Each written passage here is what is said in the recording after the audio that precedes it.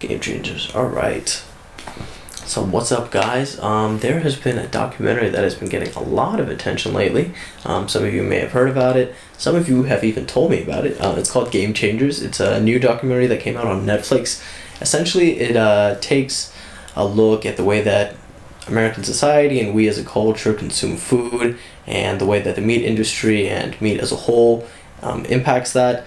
It's a pretty cool documentary. I think it has a lot of cool points, but with a lot of documentaries, it has a certain narrative that I found that it tries to relay a lot of the time, and because of that, it can become a little...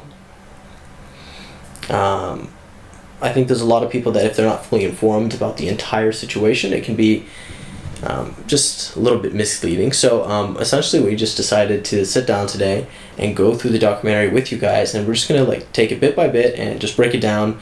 And some of this is just gonna be logic, because a lot of it is just presenting half arguments and just taking anecdotal evidence. But when you bring it into a very cinematic kind of complete package like the Game Changers had, it can have a very emotional impact on people, and it can change people's minds pretty radically. So I thought we would impact and look at those, as well look into the science behind some of the nutrition and what they're saying. And pretty much that. Just some disclaimers: I'm obviously not a doctor, I'm not a dietitian, I am a certified personal trainer. I train clients online, I've helped people lose a lot of weight, so that's what I do. So this is going to be more of an open-minded perspective, and just looking at how somebody may want to take this information into a daily practice, rather than being dogmatic about following one particular approach. So yeah, without any further ado, let's start the documentary. Nice. Yeah. I like the disclaimers. Feel safe.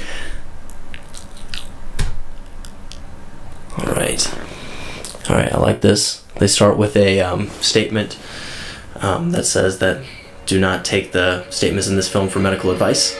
Always consult your physician. That's good. They get their disclaimers too.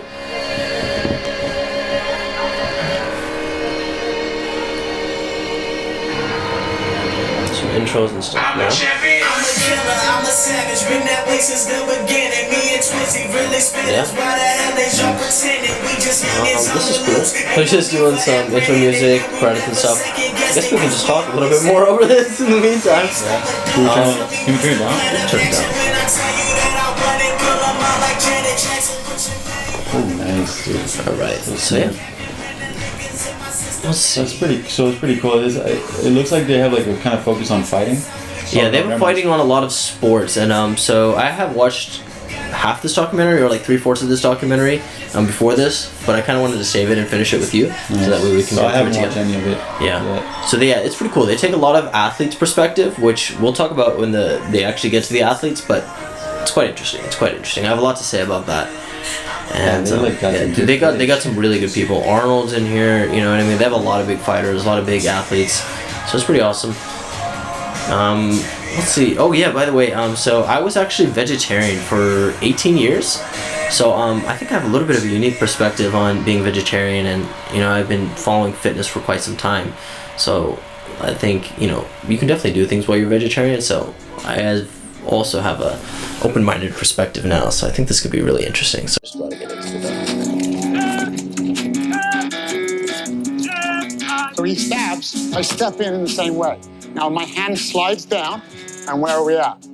I've been teaching fighting techniques to government agencies for more than 15 years, including the US Marines, US Marshals, US SWAT teams, and US Navy SEALs. He's gonna stab me. I go here, and then I go here, and then I could go here or here. Nearly all the techniques I teach are banned in the sport of mixed martial arts. I can control the direction of the muzzle. You guys see that? These are some of the most effective and damaging moves you could use in a real-life situation, be it in self-defense, If I'm here, on the street, then I knee. or in war. Straight into the trachea. Now you're gonna knee, step back, and then rip. And the gun comes out. Good. This is life or death for these guys, and I'm honored to share this knowledge. Let's see your muscles, James. Let's see your muscles. Oh, yeah. Go on, do it again and again. That's right. That's it. Power. James, he was a very lively child, quite hard to control. Oi, oi. His teacher said to us, I'm finding it difficult to cope with him because he is so not aggressive, he is so... Lively, really. Lively, yes, I think that's probably the better word. So I took him to one of the training sessions of Kyokushinkai, which is a very hard style of karate. It's a bit more controlled and structured. It calmed him down. From then on, he took the karate to heart. Bruce Lee was his hero as a child, and he had big posters in his bedroom. Like a lot of boys, I dreamed about becoming a kung fu master who could fight off bad guys in any situation. But when I was a teenager, I got attacked on the street and beaten up, coming face to face with the reality that all those choreographed karate routines I'd spent years practicing were completely useless. Then I found out that the same thing happened to Bruce Lee when he was my age, launching him on a quest, the search for truth in combat. Lee went on to study a wide range of martial arts, taking only the best parts of each discipline. His philosophy was simple. Research your own experience, absorb what is useful, reject what is useless, add what is specifically your own. Armed with this philosophy, I vowed to follow in Lee's footsteps. 15 years and 5 black belts later, I was given the opportunity to put my training to the test. Good combination by Wilkes. Johnson trying to fight back, though. Nice knees by Wilkes. Wilkes is attacking. One hook in, and he's got the choke. He's got one arm across. Gets up and around now. He's got a James Wilkes is the ultimate fighter. Seconds to go. Outstanding performance by James Wilkes. James Wilkes from Leicester, England, is the ultimate fighter. Then I got injured. I was sparring with a future heavyweight champion and tore ligaments in both of my knees. Unable to teach or train for at least 6 months, I spent more than 1,000 hours studying peer-reviewed science on recovery and nutrition, looking for any advantage I could find to get back on track as quickly as possible. That's when I stumbled across a study about the Roman gladiators.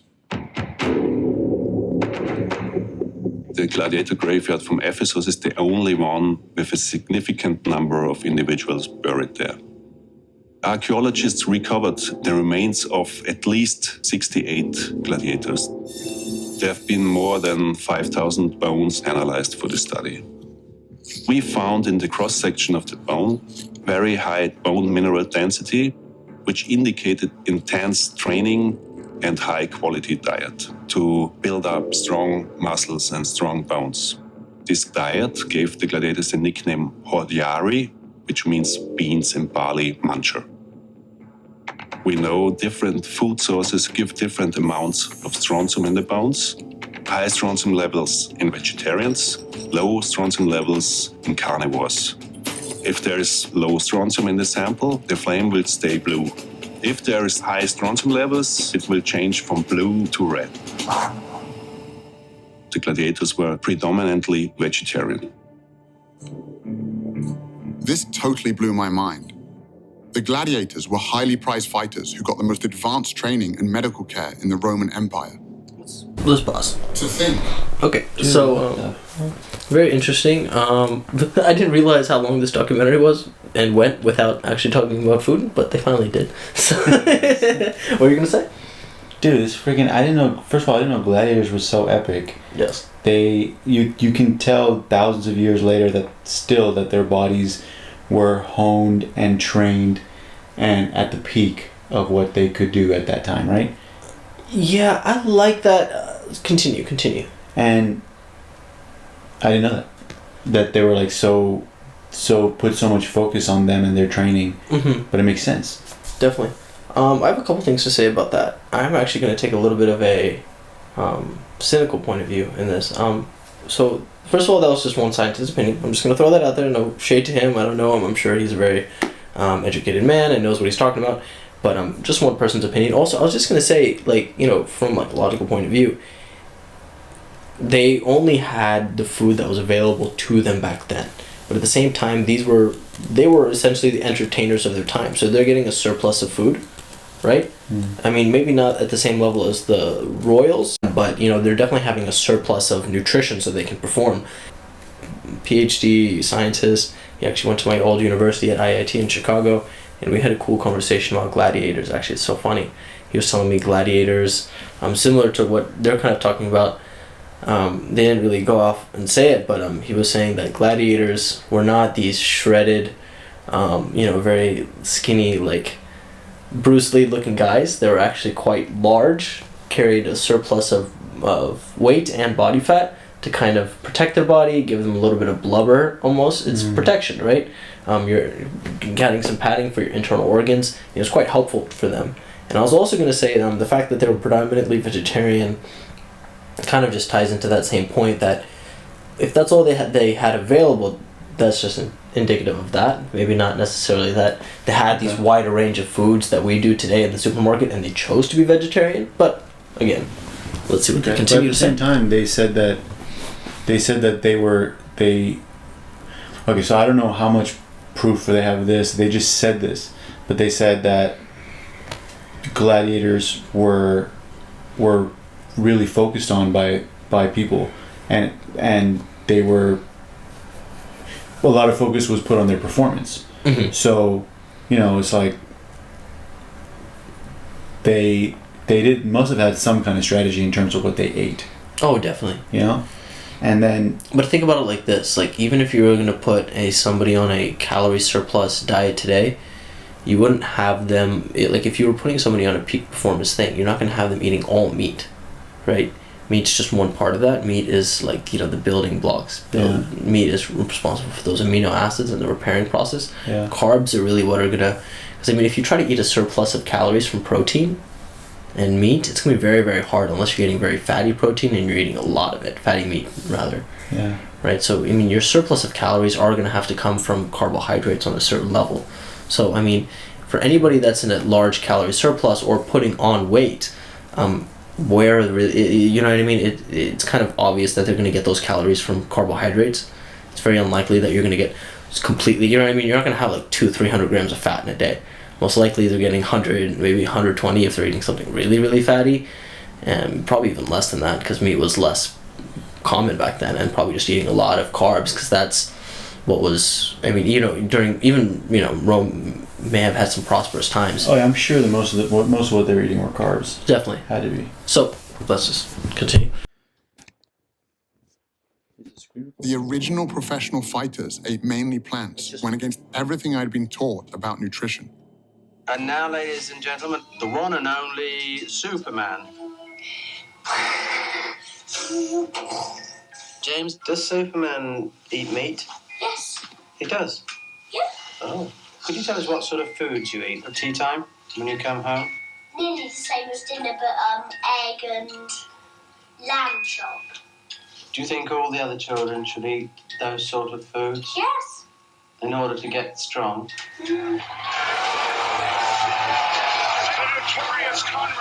Even in the UFC, this idea that meat makes you tough had become a focal point for one of the most anticipated fights in the history of the sport, between Conor McGregor, the world champion in 2 different weight classes, and Nate Diaz, who accepted the fight with only 11 days' notice after McGregor's original opponent pulled out. McGregor was a big meat eater. It's steaks every day for me. Steaks for breakfast, steaks for lunch, steaks for brunch, grass-fed, massaged, beef, all day long. Diaz was on a plant-based diet. Eat your vegetables. And McGregor had a field day with it. This man, let's see, can he fight? I'm a lion in there. Your little gazelle friends are going to be staring through the cage, looking at your carcass getting eaten alive. McGregor was feeding off a stereotype that was pretty much universal. You look like a vegetarian. I was curious to find out if there were any other elite athletes following a plant-based diet. The first I found was Scott Jurek, one of the greatest ultra runners of all time. Scott built his career running extreme distances over brutal terrain, conquering the sport's most prestigious races, including the Badwater Ultramarathon, 135 miles through California's Death Valley, with temperatures reaching 130 degrees. I was training for the Western States 100-mile race, which is like the Super Bowl of ultramarathon racing. And that's when I was transitioning to a plant-based diet. I remember doubting myself, even up to a week before the race, like maybe I should have eaten meat. But I led that race from start to finish and won it for 7 years in a row. And there was no question that the plant-based diet was fueling my victories. When I met Scott, he was gearing up for the greatest challenge of his career. Invite me over. When I'm moving, I'm definitely going to be eating. Having already mastered single-day endurance events, Scott was now trying to become the fastest person ever to run the entire Appalachian Trail, a distance of 2,200 miles. My goal is to break the record. 46 days, 11 hours. Let's go to Maine. 2 marathons a day over technical terrain. Average of 11,000 feet of climbing and 11,000 feet of descent every day, back to back to back to back. It's completely beyond anything we've done before. As Scott hit the trail, I was confused about how his meat-free diet could possibly give him enough energy. So I reached out to Dr. James Loomis, a team physician who was part of 2 championships. That's fucking interesting. To do a plant-based diet, that made him an ultra runner. Well, I mean, it's almost a different, like, it's a whole different ball game at that point, right? Like, long-term, that level. Yeah. But then he's doing the Appalachian Trail, and he's doing day after day after day after day. 44 days. Yes. Well, I mean, that's the record, so he's going to do a little faster than that, but sustain, and he's running 2 marathons a day. Did he say? Fuck. Pretty much. Yeah, that's very interesting. So I kind of forgot that, but this documentary, the way that they present all the evidence is they take stories of, you know, different athletes, and they take, you know, this one man's perspective, you know, going through all of these different cases and kind of, you know, dispelling different arguments as they go, and it all ties up nicely at the end. So it's not like they talk about one topic. So I guess we should kind of interject here a little bit. I was going to say, just before they get more into the endurance racing, let's see, they did say some stereotypes about vegetarians before. Those were pretty interesting. I've definitely heard those before. But this is where I actually wanted to stop it here, because I actually had an issue with what he was saying, and the way that they were kind of presenting the information. So right now they're talking about energy, right? And they're talking about, first they were examining Connor versus Nate Diaz, and then they were talking about this long distance runner, both talking about energy, kind of referring to power and intensity and all these different things. And that's all well and good, but I kind of had an issue when the narrator was saying, I don't understand how he is going to have enough energy to sustain his events, you know, this long distance runner for that long of a race. He was doing, what was it, 44 days? Yeah. 44 days. No, that's the record. He's trying to do it faster than that. Wow. Which means he's got the whole Appalachian Trail. That's a crazy, crazy run. Crazy. So, that's kind of the issue.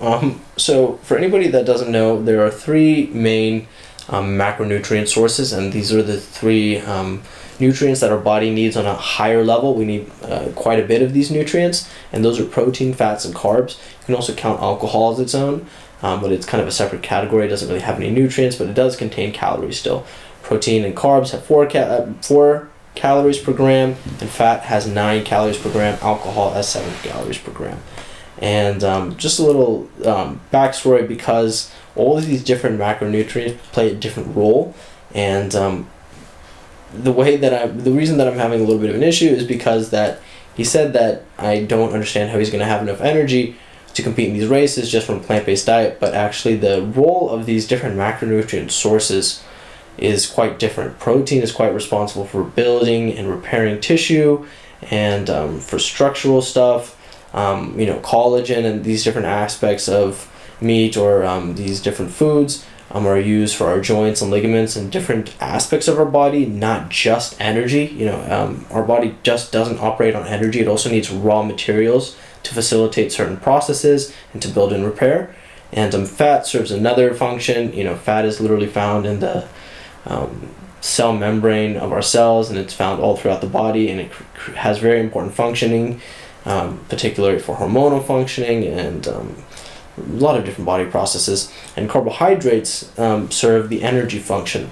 So the fact that he's saying that I don't understand how he'll have enough energy just from a plant-based diet is a bit misleading in my opinion, because as you all know that, or I mean at least a little bit of backstory, or if you don't know, runners always carb up before races. That's nothing that's uncommon. So for somebody that's going to be doing long-distance races to go on a plant-based diet, it really doesn't, it's not a huge shocker. I mean, you know what I mean? You're just limiting a little bit of the food sources that you're getting.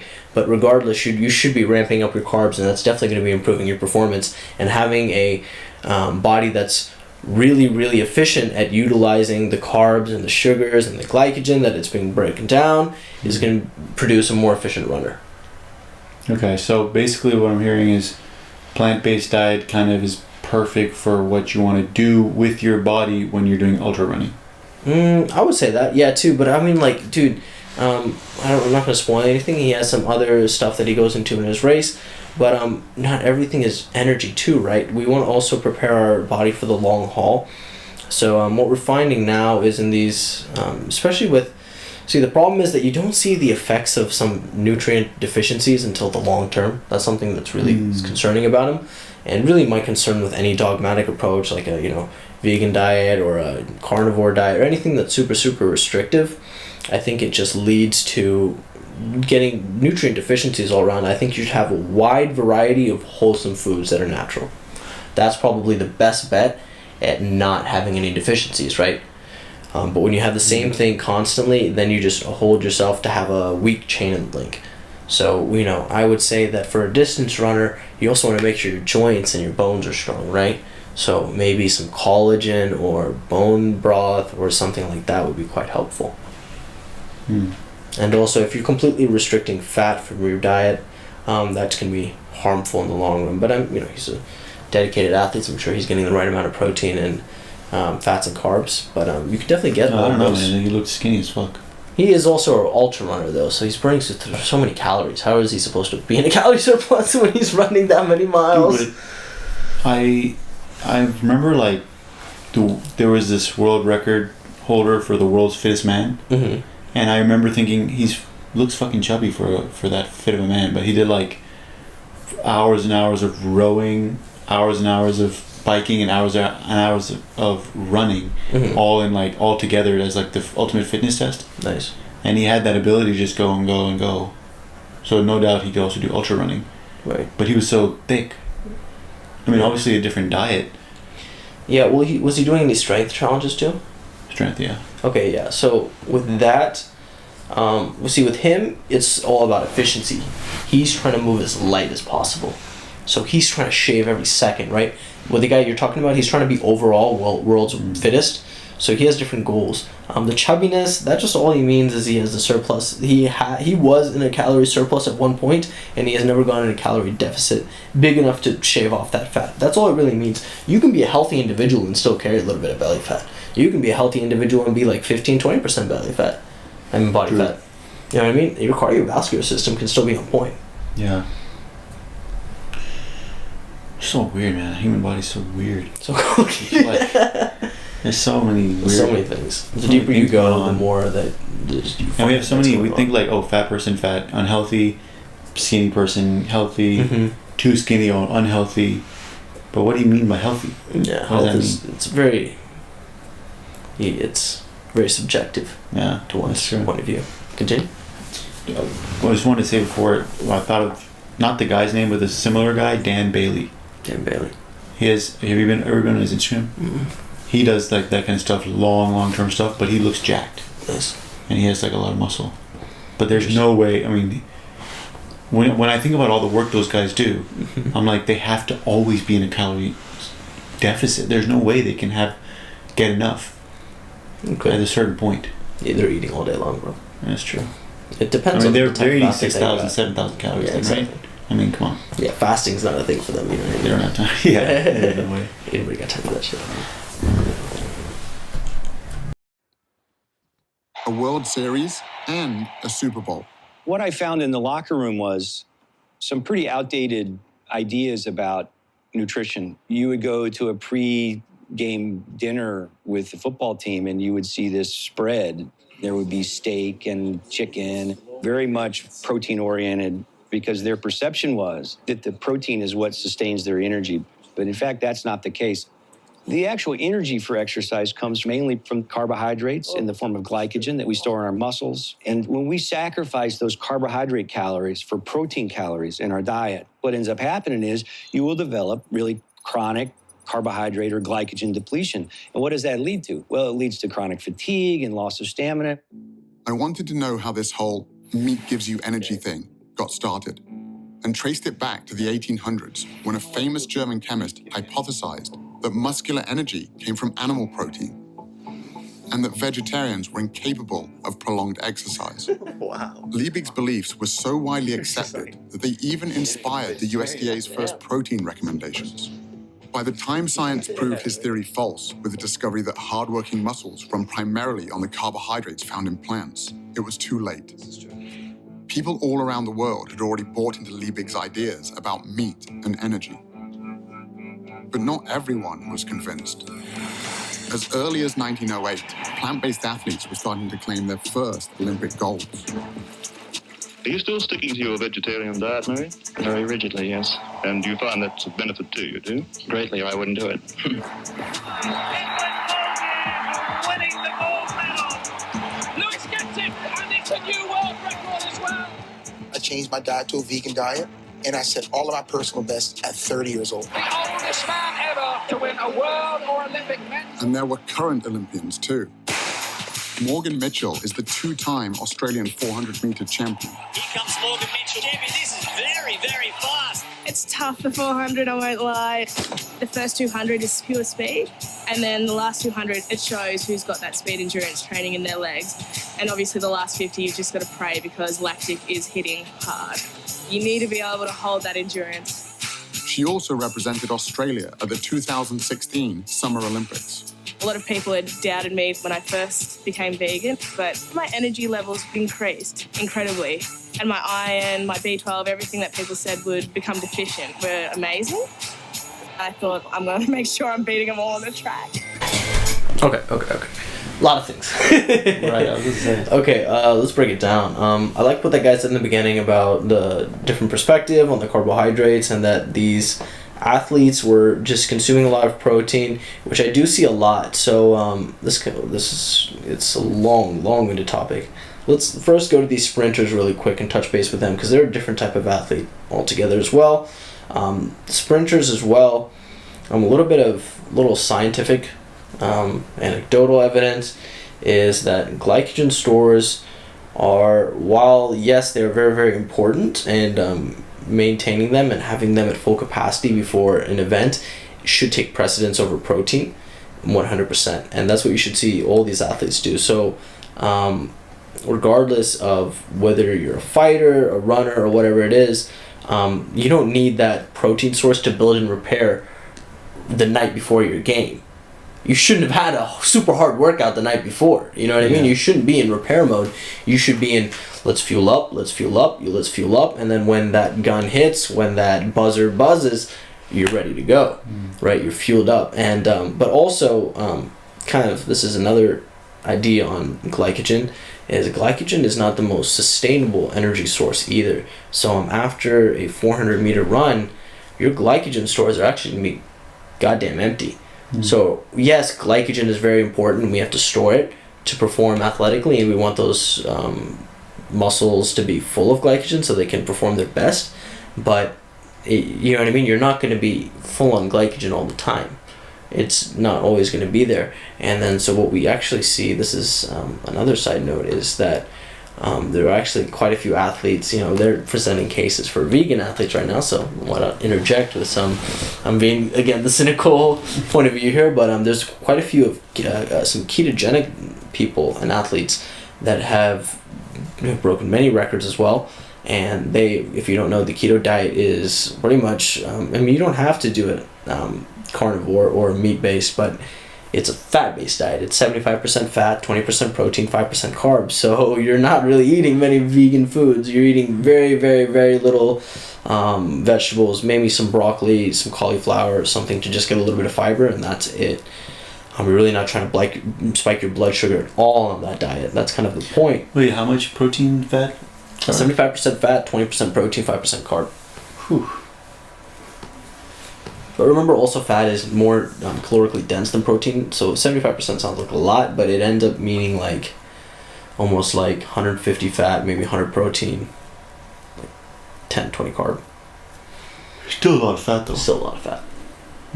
And like a more traditional one would be like almost even 30% protein, 30% carbs, or like 40 20.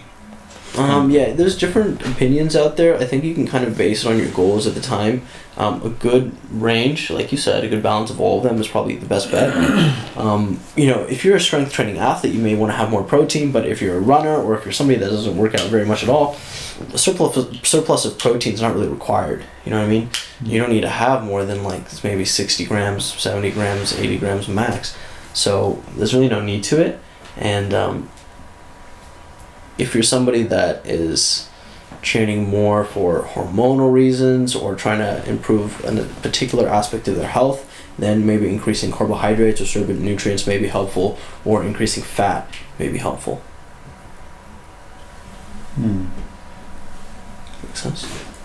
Yes. Let's see, what else do they talk about? Let's talk about this, the last thing she said about, they said that her B12 and like all those other vitamins would be low. Yeah. And like I always hear about, when the plant-based diet, you're going to be missing this, and this. Yeah. But explain that a little more. Yeah, I want to see her blood work, first of all. She just said that that was actually one of the big problems I had with this documentary. As far as I remember, they don't go back to that scene really and explain like if she got her blood work down. She just said that her B12 and iron levels were fine. I have two big issues with that. Scientific reason that I don't believe what she's saying.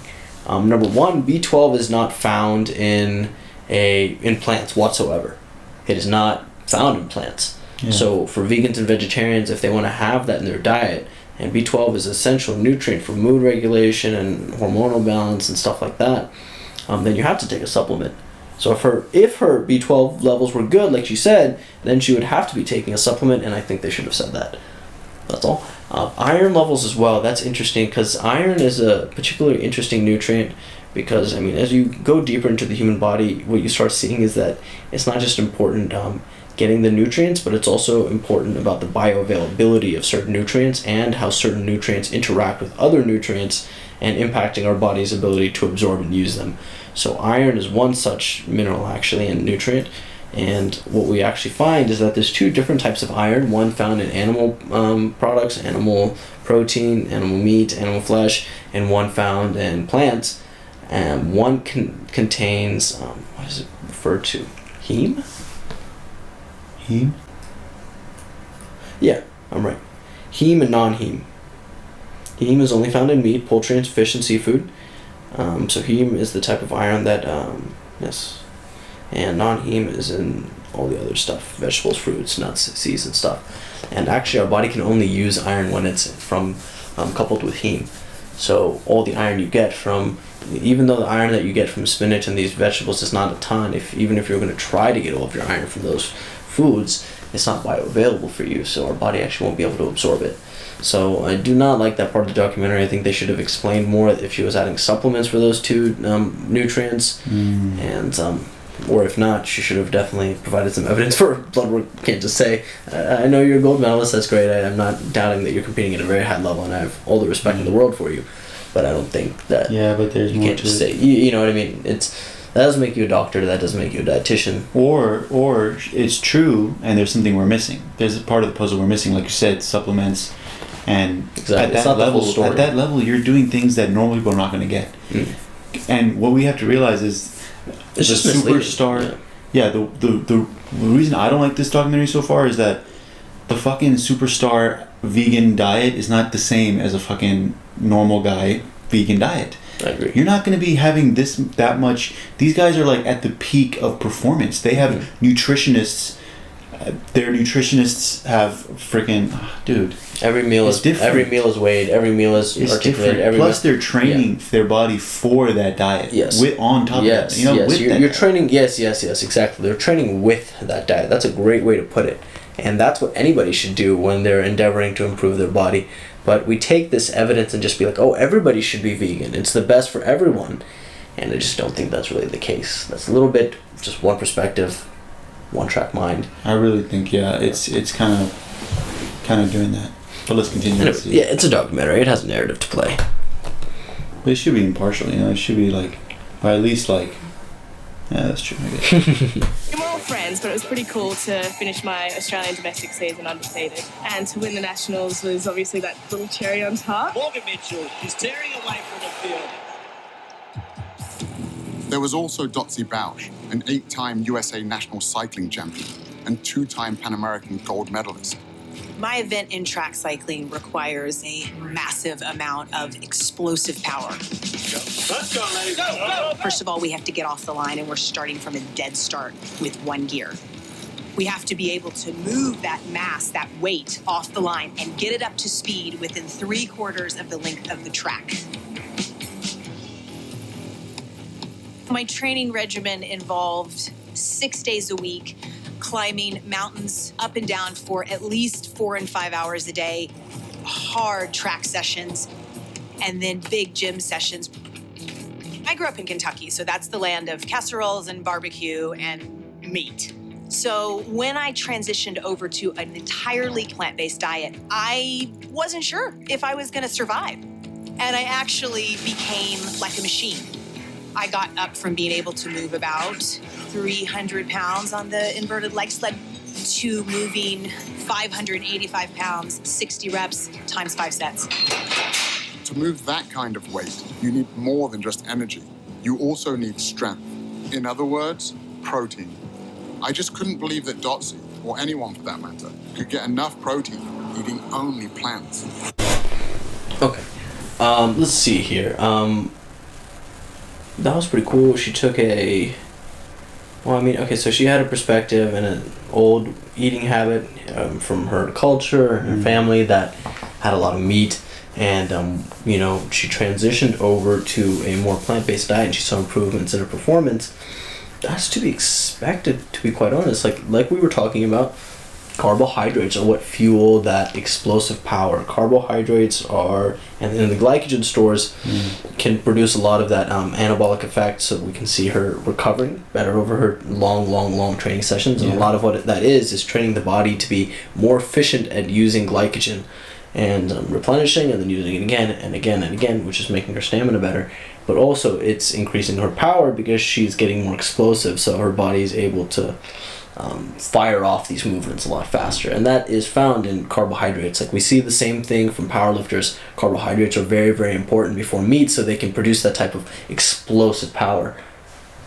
So, but she was gaining strength. Mm-hmm. So, well, okay. So she was seeing more of explosiveness and more of that ability to move past those barriers because of her increased carbohydrates. Mm-hmm. And then she was able to gain strength because she was still getting the protein from that plant-based diet. She is still getting protein, but also remember this, to put on strength you need to be in a calorie surplus, and so she's probably from the frame of mind of thinking that she wants to stay fit, she wants to stay lean, to stay strong. So a lot of people are scared of eating a lot of food, but you have to eat a lot of food to get a lot of carbohydrates, kind of. Carbohydrates are quite voluminous, you have to eat a lot of rice, a lot of fruits, a lot of vegetables, a lot of all these things. It's not just one steak for the day, so it can scare a lot of athletes. So she was probably somebody that was used to just maintaining her weight, and now that she's introduced this surplus of calories into her diet via carbohydrates, she's able to again see strength gains. And also, and we're making a lot of assumptions here because we don't know what kind of diet she was on before. Exactly. She just said that she was eating a lot of meat. Yeah. And no, she didn't even say that. She said she came from a culture of that. Yeah. But she's an athlete, so she's definitely not going to be like, oh, I'm going to eat whatever. She was controlling her diet before as well. Definitely.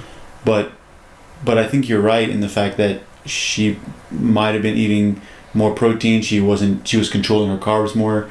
And I feel like a plant-based diet, you eat more carbs because those are the only option. Those are the only options. So avocados and olives and certain things, but really it's carbs. So moving to a plant-based diet is just going to make you eat more carbs. then she's more than likely eating more carbs. Yeah, exactly. And see, this is the thing. From eating a vegan diet that's structured well with like beans and a lot of different foods and rice and stuff like that, you're gonna get enough more protein. You know what I mean? It's not hard to get enough protein from most of these athletes. Yeah, if you're eating that kind of volume too. Mm-hmm. But it depends on your goals. See, she is an athlete that is trying to increase the maximum amount of output that she can. She's not somebody that's trying to lose weight or that's been struggling with staying fit her whole life, right? Yeah. So, for one person to hear that and be like, oh shit, I should go on a vegan diet. It's going to make me a machine. It's going to make me, this type of athlete. I'm going to be super lean, super cut. I'm just going to be a machine like that. I think it's a little bit misleading because in order to lose body fat and in order to be lean, you have to be in a calorie deficit. And in order to be in a calorie deficit on some level, other than being on the keto diet, you have to be in a glucose deficit. Your body has to be low on glycogen at certain points in time, and then to do what? To burn body fat, because it has to be forced to use body fat on some level to break it down, right? So if you're somebody that's trying to lose weight, then that's different perspective, different goals, different tools should be used to achieve them. Continue. I think one of the biggest misconceptions in sports nutrition is that we have to have animal protein, and in particular meat, to get big and strong and perform at a high level. That's just clearly not true. All that protein that you get when you eat a steak or a hamburger, where did it come from? It came from the plants that the cow ate. I was surprised to learn that all protein originates in plants. Cows, pigs, and chickens, it turns out, are just the middlemen. In fact, the largest study to compare the nutrient intake of meat eaters with plant eaters showed that the average plant eater not only gets enough protein, but 70% more than they need. Even meat eaters like me get roughly half of their protein from plants. But athletes need more protein than most people do. So I crunched the numbers from the study and realized that based on the amount of calories I was eating, I'd still be getting more than enough protein to build and maintain muscle. For example, 1 cup of cooked lentils or a peanut butter sandwich has about as much protein as 3 ounces of beef or 3 large eggs. But what about the quality of the protein? I'd always heard that plant-based protein was inferior. Proteins are strings of amino acids, and there's some amino acids our bodies can't make. Those are the essential amino acids. So we have to get them from food. And one of the arguments about animal-based proteins being superior is that plant-based proteins aren't complete, so you're not going to get all the amino acids. And that's a fallacy as well. Again, I was surprised to discover that every single plant contains all the essential amino acids in varying proportions. When it comes to getting strength... Alright, let's just pause right there. Sorry, what? Because a lot of things just happened. That last statement was huge. Yeah, that last statement was a big one, actually. I'm glad I paused there particularly. Okay, let's see. A lot of different things just happened. I do like the thing that he was saying, kind of like what I was saying before, about getting more than enough protein, primarily from plants. And that a lot of us do get a lot of our protein actually from plants. We don't even realize it. But good, you know what I mean? If you're even trying to lose weight, you get if you're just eating rice and potatoes and normal carb sources with your protein, you're gonna get 20 grams of carb. 20 grams, 30 grams of protein. So if you just switch all your food to carbs, it kind of makes sense that you'd be able to get the bare minimum, right? You don't need that much protein. You really don't need that much protein. It's 50, 60 grams. So the adequate amount, they didn't really specify what the adequate amount was there for who, right? Because there's different goals. Everybody's different needs, different protein levels. A strength training athlete that's 6'2" is going to need very different protein needs than a girl that's 5 foot. Yeah, it's a very different body. That's true. So that's one thing to consider. Yeah, that was interesting at the end, especially with that guy, because they kind of left the statements very up to interpretation, which I really didn't like.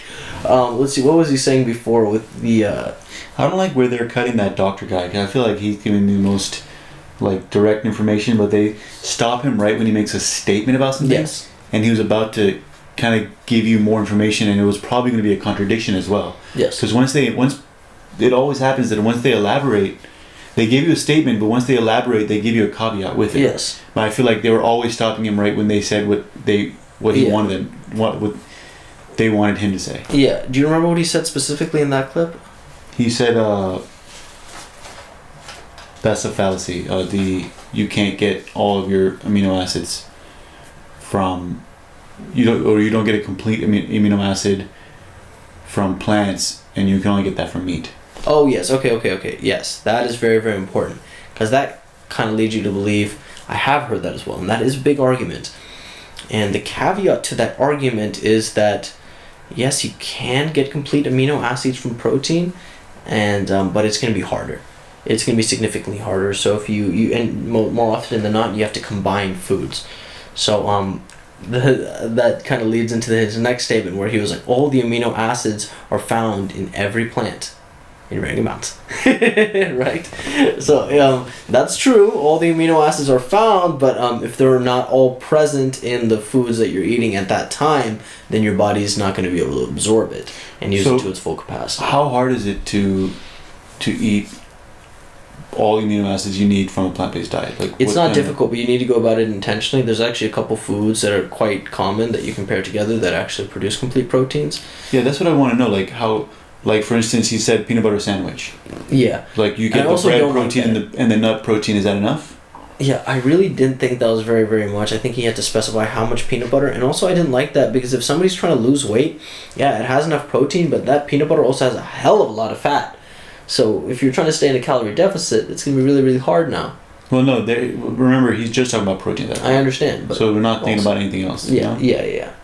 So if in terms of like just getting the right protein, what like for instance, give me like a example of a combination of things that you could put together and make that's like, okay, you're getting your full protein. Yeah. There's some really good ones. Beans and rice is actually a famous one. And vegetarians, I've heard about that. Eat a lot of those, right? That's almost found. They almost like fit together like a perfect puzzle. They're perfect. Yeah, they fit together really, really well, and they're found throughout many cultures to be paired together. Oh yeah. Right, so it kind of makes sense. That's a really common one. Tofu and broccoli, I believe, is another one. Tofu and everybody rice. Has this is kind of a digression, but everybody has beans and rice, and I can think of every culture that has beans and rice, except for Asia. Do they have like a bean and rice? They have a lot of bean sprouts. Doesn't count. It's cheating. They have a lot more vegetables. Huh. Like cabbages and stuff like that. Does that kind of fill that gap? Not completely. They do weird things with protein because they have a lot of white rice, right? Mm-hmm. They do have a lot of starch, and then they have a lot of fiber and vegetable stuff. So I actually had this really interesting book that compared a lot of the different cultural theologies around food in different time periods. And like you were saying, a lot of people combined rice and beans and these different foods, and the Chinese or the Asian point of view was quite interesting. They viewed the staple of our diet should be rice and vegetables. That is the best thing to maintain homeostasis in our body. And then if you have specific ailments, that's when other foods, particularly meat, should be interjected to treat those. So if you have if you're having a child, maybe you're going to have more organ meat and more of those really, really rich nutrient parts of the animal. I like so that you can fuel those parts of the new baby and your own developing body at that time. Oh. What do you think of that philosophy? Is it like? I think that's pretty interesting. That's really, really cool, and I like that a lot because it sounds like it makes sense. You know, it makes a lot of sense, like logically, but also on a practical basis. A lot of the nutrients that are found for particular aspects of the body, you have to remember they're found in that part of the body in animals too. So our liver, for example, is a highway of different nutrients, chemicals, and pathways. And what we find in animals is the exact same thing. Liver is one of the most nutrient-dense parts of the animal. We find very high amounts of magnesium, zinc, B12, and a number of other things. So those things can help those aspects of our body too. So it kind of makes sense. So it might sound a little too easy, but on a grander scheme, if you look at the science, there is some truth to be said about picking out different parts of the animal for particular nutrient deficiencies. Yeah, that I can see. So I always think about, I love liver, and I've been having liver like for a while, for the last like week or two, and I've been thinking about like what kind of nutrients am I getting from that liver that's different, because I know it's good, and there's a lot of different stuff, but I don't know what, and I don't know what it does and what it's affecting, and And then when I think about the liver, I think, okay, what about the other things that you can eat, like the collagen stuff, making bone broth, and then drinking that? It's not really like you're getting protein. It's more like you're getting like the protein. And when I think of protein, I think, okay, it builds muscle and it makes things like it kind of adds tissue to your body. When I think of the bone broth, I think more it's like it adds almost like the joints and the connective tissues. It goes there. It doesn't really do much to like the rest of the muscles. Is that right, or is that like? That's kind of. I mean, that's one way to look at it. I'm not going to say it's wrong. That's definitely pretty. That's pretty damn accurate on like function of those different nutrients. Cool. Yeah. Thanks. Continuing. Muscle mass. Research comparing plant and animal protein has shown that as long as the proper amount of amino acids are consumed, the source is irrelevant. This all sounded great in theory, but all the athletes I'd met so far were pretty lean. If getting lots of protein without animal foods really wasn't an issue, where were all the big guys?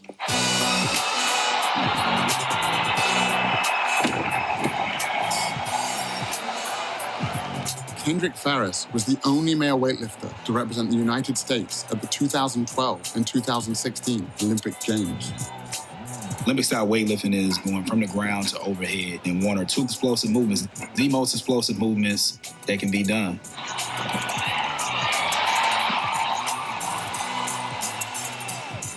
When I made the switch to a plant-based diet, they were like, I don't know how you're going to lift that much weight, and you're not going to be eating anything. You're just going to eat grass. Like, how are you going to be strong? I qualified for my third Olympic team. You know what I'm saying? I broke 2 American records. I won the Pan Am Games. I was like, man, like, I think I should have done this a long while ago. Like, why didn't I research this before? And Kendrick wasn't alone. 5,000 miles away, I found another strength athlete named Patrick Baboumian. Long bandits!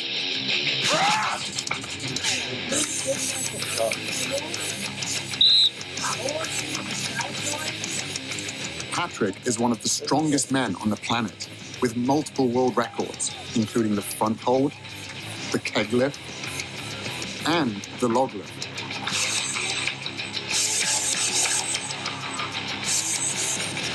How could one of the world's strongest men be so powerful, eating only plants? No meat, no milk, no eggs. Most of the training I do at home because It's funny because I remember reading Walden by Henry David Thoreau, his famous work, and he talked about how people kind of weren't conscious, or like just kind of had these ideas and didn't think about them or something like that. And he gave the example of this. He hitched a ride with this guy with an ox cart, and the guy went on and on about how he would, grind up the bones of animals and like drink it, and had all these different theories about you need that. That's otherwise, how else are you going to make strong bones? Your bones strong unless you get bone material, and you have to eat that. And he was talking about all this stuff, and Thoreau's just thinking, look at this guy thinking that he needs this stuff while he's riding on the back of his ox, who carries all of him and all of his weight and only eats fucking grass. And like, there's more to that, and this is the same thing. It's like they're saying, oh, he doesn't have milk, eggs, and that kind of stuff that has the protein, but everybody thinks is you need. Dude, he has everything. You can become strong. But so basically, what this proves, though, this whole documentary, is that meat's not essential. And for like performance, for a lot of things, it isn't. You can be functioning. You can do a bunch of crazy shit. You can do all this stuff. Yep. I think it's still different. Not saying that it's the best diet necessarily. It's possible, but everything's possible with a vegan diet, just like it is with the regular diet. This is the thing. Don't become dogmatic with meat eater. with meat either. You know what I mean? Meat is, you know what I mean? He's kind of breaking down the argument now that meat is, what's it called? The first thing, like, we always think of meat as our fuel source and our energy source, and they're kind of dispelling that here with like anecdotal evidence, a little bit of scientific evidence, and a little bit of evidence from athletes. But what they're kind of just missing is that, you know what, you're going to need a balance of all these nutrients, first of all, yes, but also a surplus of carbohydrates is going to be required to be explosive and to put on muscle and to add power. And then so, just like you're saying, both of those athletes, I think that's why they saw those improvements in their ability. And, like we were talking about before with the powerlifters, it's the same concept. Carbohydrates are very, very important for explosive athletic endeavors. That's why I don't tell people to go on low carb diets. Fuck low carb diets. Yeah, fuck low carb diets. Ready? Me, how could you get as strong as an ox without eating any meat? And my answer was, have you ever seen an ox eating meat? I stopped eating meat in 2005. Up to that time, I was 105 kilo. And now I'm 130 kilos. Also, at the same time, I set like 4 world records. So when I stopped eating meat, I got stronger and bigger. Okay. So I just go under here? Okay. Yeah. Really take care of your back should really be straight. Get up. At 700 pounds, I could not move the yoke at all. It felt like it was bolted to the ground.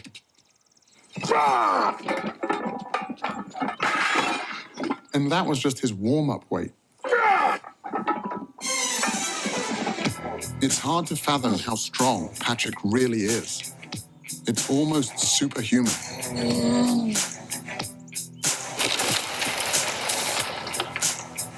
When I met Patrick, he was training to break the world record for the heaviest weight ever carried by a human being. To break that record, Patrick would have to carry 1,224 pounds. That's the weight of a horse, a distance of 33 feet. The thing with the yoke is, if you really, really go insane with the weight, when you do a step and all the weight is on one leg, it sometimes feels like your bones just break. It's probably one of the most terrifying things that we do at strongman events.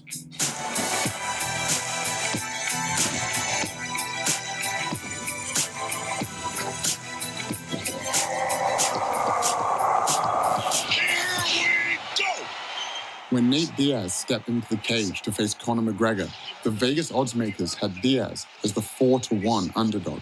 He caught him again with a right hook. And another left. And again with the combination.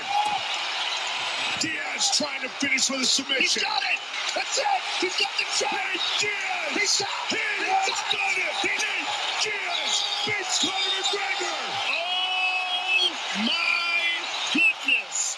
Nate Diaz. He just shook up the world. How's that feel? Hey, I'm not surprised, motherfuckers.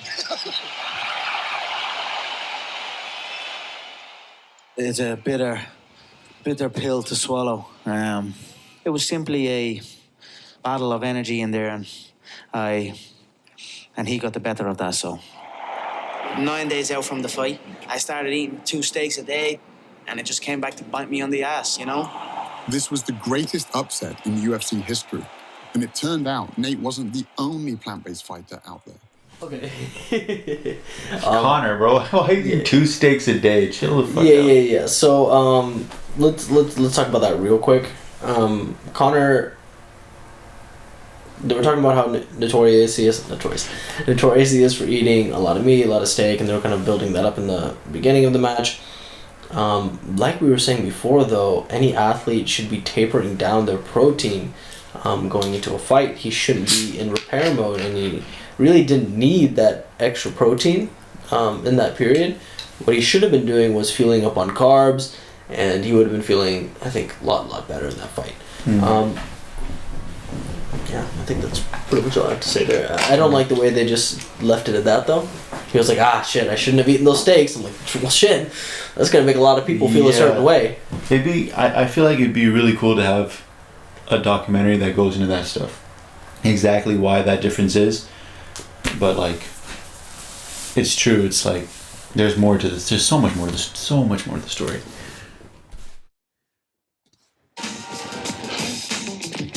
I stopped eating meat probably like around the end of 2012. I grew up not even knowing about half of these other vegetables. Asparagus to me just came out like 5 years ago. You know what I'm saying? It's just like, as a kid, I was like, asparagus? We never see that. I'm like, what's that? Bryant Jennings is a heavyweight title contender, best known for going the distance with Vladimir Klitschko, one of the greatest boxing champions of all time. My early years growing up in Philly, the only thing we knew was spinach in a can, collard greens, and Popeyes, KFC, made by frying chicken. Most people say, oh, where do you get your protein? As if everybody that's in KFC is looking at the back of a bucket, like, yeah, how much protein is... Y'all don't know. So y'all really don't know what y'all eating. I'd never really thought about it like that before. What else was in the food I was eating? An experiment to help answer that question was being conducted by Dr. Robert Vogel, co-chair of the NFL's subcommittee on cardiovascular health. What you eat immediately before an athletic endeavor really can have major impact on how you perform. There's a direct correlation between a meal and endothelial function. The endothelium is the lining of blood vessels. It regulates blood flow throughout the body. It knows that a particular muscle group or organ needs more blood flow, and it dilates, it opens up. When the endothelium is impaired, it cannot open up. It cannot allow blood flow to increase as much, and therefore impairs athletic performance. The test subjects were 3 football players from the Miami Dolphins, defensive back Michael Thomas, and wide receivers Griff Whalen and Kenny Stills. For the touchdown, Kenny Stills. Today, we're going to be feeding them 3 burrito breakfasts with a lot of protein. 2 of them have sources of animal-based protein and fat. One is from beef, one is from chicken. Third is a plant-based burrito, which has beans in it. So the protein and the fat came from a plant-based source. Tomorrow, we're going to feed them all bean burritos. We're looking at the impact of eating a different meal on the same people. All right, here's the beef. Thank you. Chicken here. And I have a plant-based one here as well. Thank you. Griff has been plant-based for 4 years, so he got bean burritos on both days. On away games, we always eat fried chicken. We eat Popeyes. I love fried chicken. I love Popeyes, and I'm gonna eat Popeyes every time. 2 hours after each meal, the players had their blood drawn and put into a centrifuge. The red blood cells sink to the bottom. An amber-colored fluid called plasma rises to the top. If the plasma is see-through, it means there's not much fat in the blood, and the endothelium is likely functioning well. Michael, today's blood and yesterday's blood. This is a plant burrito. This is a meat burrito. Look at the difference it makes in what circulates in your bloodstream. Cloudy? Cloudy. And that's on top is the fat circulating in your blood from the meat burrito. Gotcha. Griff, you're the vegan. Here's your blood from today and your blood from yesterday. Nice and clear, both of them. So the fat from the avocado doesn't have that kind of effect? That's right. Kenny, you're the fried chicken guy. You want to see your chicken? There it is. Yeah, it's pretty gross to see. Sources of animal-based protein and fat have a tremendous impact on endothelial function. That lasts for 6 or 7 hours after you eat. So if you have bacon and eggs for breakfast, or a hamburger for lunch, and a steak for dinner, this is going on all day long. Your blood is always cloudy, and the ability to operate at your best is always impaired. Damn. I guess I won't be eating my fried chicken no more. Dr. Vogel's experiment was back. I didn't like if your blood is cloudy. Yeah, it was just kind of a one-sided perspective on like, oh, cloudy means good and this means bad. What I thought, that's interesting you say that, is what I thought was like, cloudy means your body is in Oh yeah, sorry. repair mode. Yeah. You know? I thought, I said it backwards. He was referring to clear as good and cloudy as bad. Oh yeah. But yeah, like it's not good and bad. It's like I think that's what it is. It's like your body is in repair mode, and maybe it's flooded with fat that's why, and nutrients at that time. Because I also believe, I believe that, okay, this is telling me, and based on other evidence, vegan diet is awesome. You can still do a lot of things. There's a lot of good benefits. And eating too much meat is bad for you, right? I mean, you only need a certain amount of protein. Overeating is not going to be good for you. Yes. Particularly eating meat all day long. I really liked what he said at the end. He was like, imagine if you're doing this all day. Yeah, then it's an issue. That's where it becomes an issue, and you get high cholesterol, and you get all this stuff. It becomes chronic. It becomes chronic issues. These are all chronic issues that we're dealing with. It's not like you ate a steak one day, now you have high cholesterol. It doesn't work like that. Mm-hmm. It's the pathways of your body going through things that it's not supposed to go through again and again and again. This is a product of our consumer society where we can eat whatever the fuck we want all the time. Yeah, but also I think that all of those different states are important for our body. So when our body is, you know what I mean, when we eat that really, really high fat meal, that fat plays a different role than the fat you get from avocados. You know what I mean? The fat from avocados is monounsaturated type of fat, and that type of fat impacts our body in a different way. When the fat that you get from meat, also by the way, a little side note, I noticed they use grass-fed meat and organic chicken, and I just wanted to say I appreciate that because many studies do not, and that does definitely impact the quality of meat. This is just a side tangent, but the quality of meat is also going to impact your body's bioavailability and how good that fat circulating in your blood that you saw is going to be. So if it's shitty, hormone-filled chicken, it's not going to have the same effect as grass-fed beef, and I would like to see the same test with organic and not organic. That would be pretty cool. That'd be interesting as well. That'd be pretty cool. Particularly the grass-fed would be what I would be interested in, because that impacts a little bit more than organic. Yeah, it's like the diet of the animal. I was going to say, I feel like organic is not that big of a deal. Yeah, it just means without pesticides or like anything unnatural. But I'd like that to be not there too. Yeah, that'd be good. I feel like organic should be like the FDA regulation. You have to be organic. Organic doesn't even mean that it has to be 100% organic. It just has to mean like 70% organic. Oh, great. Yeah. But at the same time, I'm like, I understand that because they have to have certain regulations for mass producing food like they do. Like one outbreak, you're fucked. Yeah, you gotta deal with that. For sure. What else did he say? Yes, so the monounsaturated fat you get from avocado serves a different function than the saturated fat that you get from meat and from animal products. And particularly what they're finding in vegans and vegetarians now is that later in life they're having hormonal issues because they're not getting enough of these fat sources in their diet. So again, all sources of food play an essential role. And we shouldn't really cut anything out just for the sake of cutting it out, I feel like. Numerous studies measuring how a single animal-based meal can impair blood flow. I also found a large body of research showing that plants have the opposite effect, improving endothelial function and increasing blood flow. Controlled studies show that simply drinking beet juice before training allows subjects to cycle 22% longer and bench press 19% more total weight. I've seen races where it has come down to the 1,000th of a second. Sometimes you have to do things that you know your competitors aren't doing, getting every single advantage you can. Knowing I could get enough energy and protein was one thing, but seeing what a single animal-based meal could do to an athlete's blood sealed the deal. It was time to give this plant-based thing a try, but there was only one meat-free meal I could think of. Hi, what can I get for you today? Could I get 2 bean burritos, please? Bean or beef? Bean. All right, I'll see you at the window, okay? Thank you. You're welcome. When I went plant-based, I thought that it would be a longer transition, but I just immediately started feeling like I could go kick ass and not need the recovery in between. It was mind-blowing to my teammates. They were tired of me saying, like, let's go again and again. Recovery is the most essential element of an elite athlete's existence.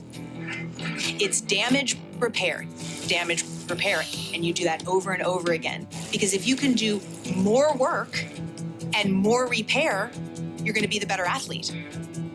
Dotsy was right. Bouncing back quickly between workouts is a huge advantage for any athlete. But the idea that food could be the secret weapon, I had to find out more.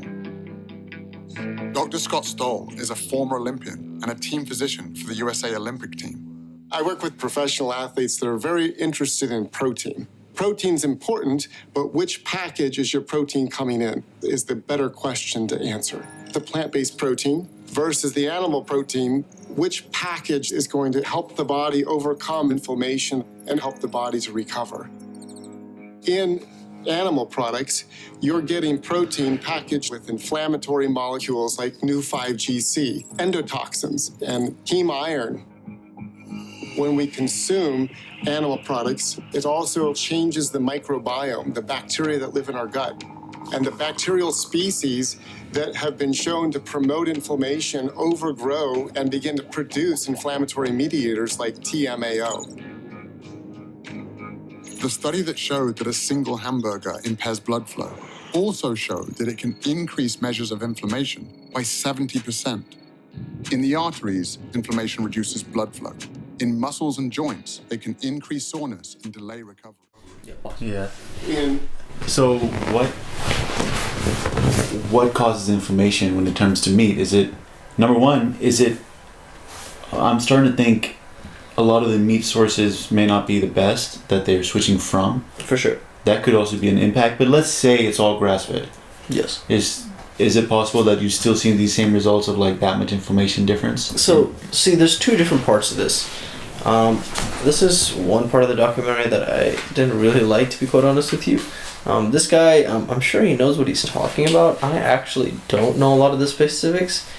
He bounced around a lot and just said, see, this is the problem. He didn't say what was going on. He just said these inflammatory effects like this molecule and this molecule. Yeah. He wasn't necessarily saying how it affects the body. And at one point he said mediators. So yeah. He's saying something that I'm what I'm assuming from it is, what I'm gaining from it is, it's something that's released in response to that to mediate that thing. Okay, right? That makes sense. And that's his proof that that thing is happening. I feel like there could be more to that story, but then there was something that he said. There's two parts to it too. Like so the first part where he was like heme and those different molecules, I don't know exactly what he was talking about there, but when he was talking about the second part where he was referring to the what's it called? Yeah, the microbiome in the gut. Mm-hmm. That was a good point. That is referring to like, yeah, if you're gonna eat really pasteurized what's it called, processed milk, that's going to change the microbiome of your gut because it has a bunch of artificial nutrients and stuff put into it. And if you're eating a bunch of like hamburgers and stuff that's been really, really processed, that's also going to change the bacteria of your gut in a negative way. And then, so I didn't like that. He just threw a lot of convoluted science at us, and then they went back to the study with the hamburger, and the hamburger is, obvious example of not the best food source. You're not getting the best carb source, and you're not getting the best meat source. So the effect on the body, it's like, how are we even going to draw conclusions from that? All we're really saying is that the hamburger's not good. So basically, this documentary is more talking about carb deficiency. Right? Yeah, this whole thing is really maybe just about carb deficiency. Really, honestly. What I don't like as well about this part is that, dude, nobody knows what the fuck you're talking about. Nobody knows about those super, like chemicals that he's talking about. Yeah. I feel like he needs to be relating it more to what are we, scientists watching the show? I hate when they do that. It's just like trying to make it seem like, oh, smart big words that we. Yeah. Like, what is that? If I don't know what it is, you need to relate. See, this is the issue. So the reason that I can't draw conclusions and I can't tell you more science about what he's talking about is because I really don't know what he's talking about, to be quite honest with you. Because every food is different. That's really it. It's so hard to draw big conclusions about food. And what they're kind of doing in this documentary is drawing a really, big line in the sand between meat foods and vegetarian foods. But, within that, there's so many subcategories. so many subcategories. So many different fat profiles from the meats that you're eating, so many different nutrients that you're going to get from those different sources. But on the vegetable sides, there's even more variety. And I like how in this documentary, I think definitely that boxer we were seeing earlier was talking about he didn't even know what asparagus was until a couple of years ago. That's a really common thing. You should definitely expand your vegetables and your nutrients that you're eating. But some of these other vegetables may increase inflammation, while some meats may also increase inflammation, while some meats and some vegetables will lower inflammation. So it really depends. Like they found that certain there are meats that lower inflammation. Yeah, if you're getting really, really high quality meat, like something that's grass fed, I think honestly, if you have a really high quality steak that's quite lean, or liver or something like that, that could lower inflammation because it has magnesium and zinc and a lot of those good minerals. So if you're having a meal centered around that, that could technically lower inflammation. Really? Mm-hmm. Especially the liver, because it has okay, well, first of all, let's back up for a second. Another perspective on lowering inflammation. First of all, kale is one such vegetable that actually increases inflammation. It's been shown to disrupt the thyroid, right? So there's many different vegetables that do a lot of different things. But on the meat side, if you look at liver, you'll notice that liver is very, very dark, correct? Yeah. It has a very stained color. And as well the blood does. It's almost like deep red. Deep red. And you'll see the same thing in grass-fed meat. Right, so this is the difference. Grass-fed meat versus those other meats. Those grass-fed meats will still be high in those antioxidants. Those animals are still getting quite natural foods, and they're getting antioxidants from the foods they're eating, and therefore it's found in the tissue of what you're eating. And then antioxidants are actually something very viable that you can look at, and they lower inflammation, right? So the staining properties from blueberries and all those different things, that's actually antioxidants, and what it allows your body to do is fight inflammation.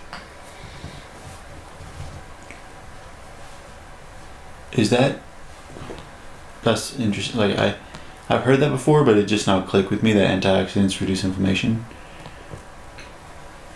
That's not their main. Is that their main thing for how they fight disease and stuff? Is they reduce inflammation? That's one of the biggest things. Well, I mean, all chronic diseases honestly come down to inflammation. Inflammation, yeah, I know. Mind blown a little bit. Mind blown. Totally forgot about it's been a while since I've thought about inflammation, and it's something that you really got to think about a lot more. Yeah. We need to keep going in this video, though. God, yes. Plant-based protein, you're getting protein that's packaged with antioxidants, phytochemicals, minerals, and vitamins that are going to reduce inflammation, optimize the microbiome, optimize blood supply, and optimize your body's performance. The antioxidants Dr. Stoll was... Sorry, for real quick, when what did he say? Plant-based protein is going to do that? I want to go back. Minerals and vitamins. Increase soreness. Also showed that it can increase measures of inflammation by 70%. In the arteries, inflammation reduces blood flow. In muscles and joints, it can increase soreness and delay recovery. In plant-based protein, you're getting protein that's packaged with antioxidants, phytochemicals, minerals, and vitamins that are going to reduce inflammation, optimize the microbiome, optimize blood supply, and optimize your body's performance. You can also get that from meat. Please, that's all we really need to say. Yeah, okay. Which I was going to say, and then it's kind of like... Is that what you think that meat doesn't have phytochemicals, minerals, and all these things? Oh, God. Exactly. But the thing is, it's kind of like we're going back to the thing we're just skipping that step of the middle person. Mm-hmm. I mean the middle whatever. The middleman. It bothers me that I can't find the word. I do. We're taking out the middleman, the meat that we're eating that's taking all those chemicals, and all those chemicals are getting kept in the body of the animal.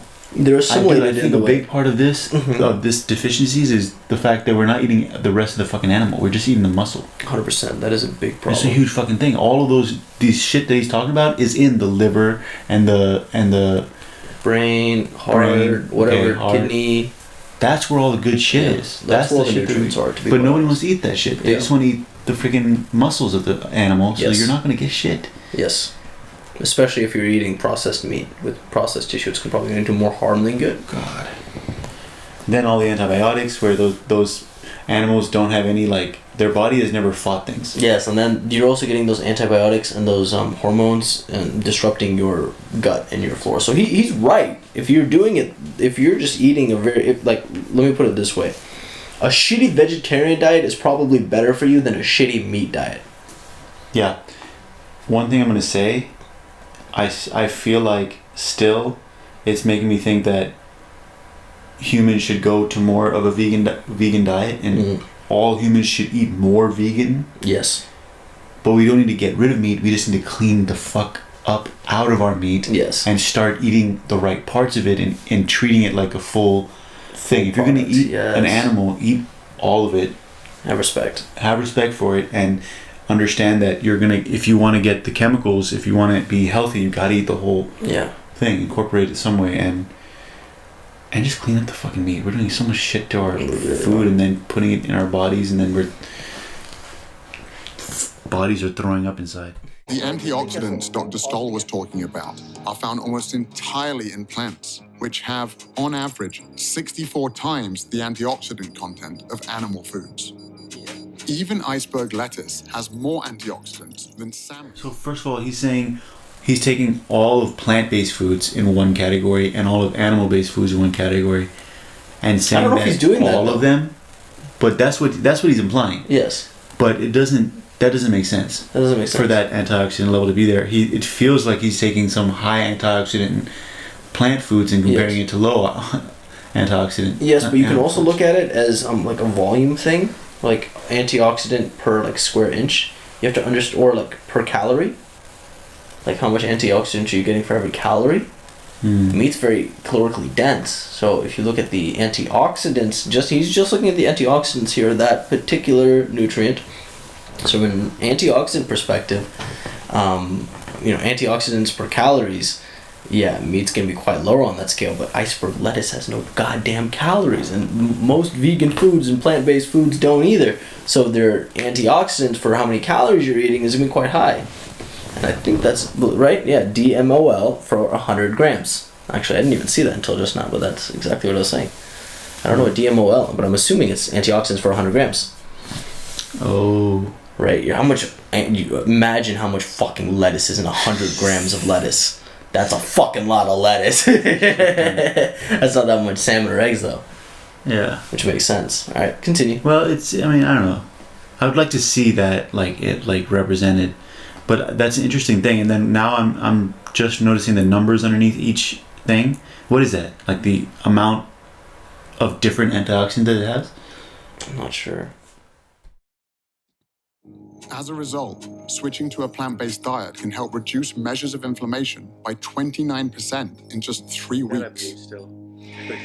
I was about ready to retire, as I should have been, because I'm like 35 at that time. But I just kept getting better, and so they had to take me to the Olympics. We were complete underdogs as Team USA. In our semifinal ride against Australia, we were down by 1.7 seconds. No one's ever come back in team pursuit from a deficit that large. And we beat them on the line by 8/100ths of a second.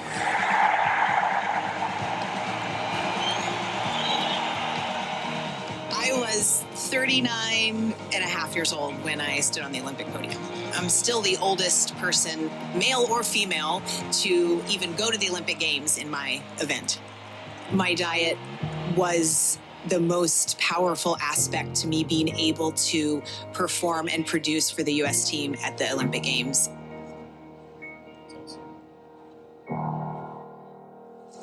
All of these athletes and their stories were impressive, but my goal from the beginning was to recover from actual injuries, like the damage I'd done to my knees. And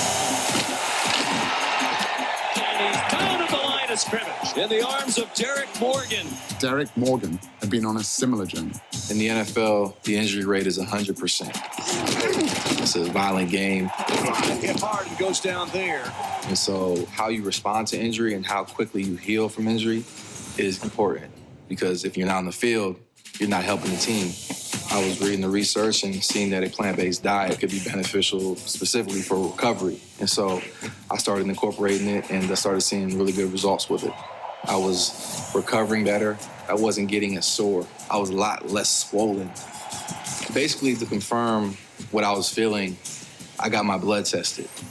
6 months after being on the diet, all of my markers were down, my blood pressure, my cholesterol. But the main thing I was looking at was the inflammation marker in your blood, and mine was almost obsolete. It wasn't there anymore. A whole food plant-based diet is going to optimize the growth of blood vessels into damaged tissue. It's going to lay down new tissue in tendons and muscles. It's going to stimulate their immune system to fight off infections. So almost at every level, eating the right foods is going to accelerate the healing process. 6 weeks into my personal plant-based experience. One thing to say. It was in regards to the football player, and he was just talking about getting enough, switching to that plant-based diet. I'm not sure what diet he was on before, but I'm sure, his health markers were better, so that's good. But the inflammation particularly concerned me. So here's the thing. So he said his inflammation was non-existent. That's great for a one test, like if you're trying to get it tested.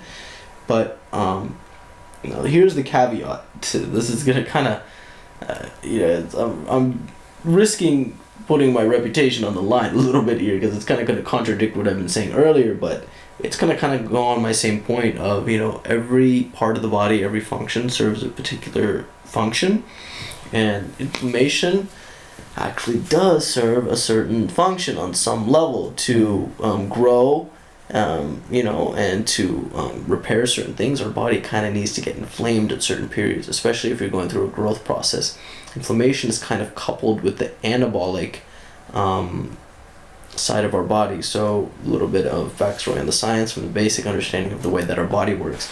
Our central nervous system is actually broken up into two categories: the sympathetic and the parasympathetic nervous system. The sympathetic nervous system is all things fight or flight. The parasympathetic is rest and digest, right? So both of these aspects of the nervous systems and two modes of being are essential, right? But it depends. What are your goals? What do you want? If you're somebody that's running all day long, you're going to be really in that fight or flight state. And then so going into that more sympathetic state is going to be beneficial in certain times, right? So, while inflammation being low during times of, athletic performance and stuff like that, but during times of, injury and stuff like that, what automatically happens, inflammation increases. Again, we don't want things to become chronic. We want, however, a good spectrum of all these different modes, though. Continue? Yeah. I went to the gym to see if I could notice a difference. I wasn't able to spar or wrestle yet, so I decided to hit the battling ropes. At my gym, lasting 10 minutes on the ropes gets your name on the wall. Only a few people had ever hit 20 minutes. Even at the peak of my conditioning, the most I'd ever got was 8 minutes. James, keep it going. But on this day, I hit 10 minutes easily. Then I hit 20, 30. You're at 45 minutes. I thought, holy shit, I'm gonna do an hour. I went past the hour mark by about 1 minute and just thought, all right, that'll do. I can't believe you just did that, man. The only thing that had changed was my diet. I could have kept going. That's fair for the record, right? Yeah. Freaking hour. When I was growing up, the toughest guy in the world to me was my dad. He taught me the value of self-defense and was always there to help me when I got into trouble. But now, he was the one who needed help. You had a heart attack. Correct. Had you had much in the way of symptoms prior to this episode? No, never before. After my dad got out of the hospital following emergency heart surgery, we got on a Skype call with Dr. Caldwell Esselstyn, an internationally renowned heart disease researcher from the Cleveland Clinic. Always been, I think, very fit. So somewhat of a surprise. Well, no, not a surprise. In all of Western civilization, there is nothing more common than coronary artery heart disease. And that is because of the foods that most people eat every day. Do you happen to recall into which of your arteries did they place the stent? Was it into the left anterior descending or the right? After seeing how much a single animal-based meal can affect healthy young athletes, I couldn't help but wonder what a lifetime of these foods might have done to my father's heart. In all of our studies, we found the same thing. These same biological mechanisms that affect performance also affect our health. Chronic inflammation, oxidative stress, and endothelial function. When you eat animal products, you start to form plaques in the coronary arteries. Plaque formation in the arteries doesn't just limit the function of the arteries, it can also block the blood flow. And that's when the heart starts to have some real problems keeping up with the demands of the body. In terms of heart disease, oftentimes there's confusion. People think that, well, I don't eat red meat, so I'm okay. We know that it's more complicated than that. It's not just red meat. It's not just the fat. For nearly 50 years, we were told that the primary cause of heart disease was saturated fat and cholesterol, and that leaner meats, lower fat dairy products, and egg whites were the solution.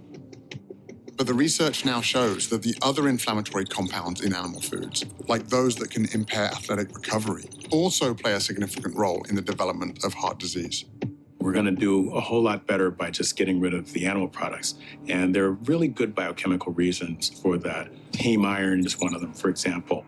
Heme iron is from an animal source, right? So most commonly you think red meat, even though poultry have it, fish has it. They did a meta-analysis looking over 6 prospective dietary studies, over 130,000 patients. And they came to the conclusion that 1 milligram a day of heme iron is associated with a 27% increasing risk of coronary heart disease. To put that in perspective, an average hamburger patty has about 2 to 3 milligrams. And it isn't just the iron in animal foods that can cause problems. It's actually the animal protein itself. It's not just red meat, not just chicken, not just eggs, not just milk. It's the ingestion of any animal protein. At that moment in time, a process begins at a chemical level inside the body.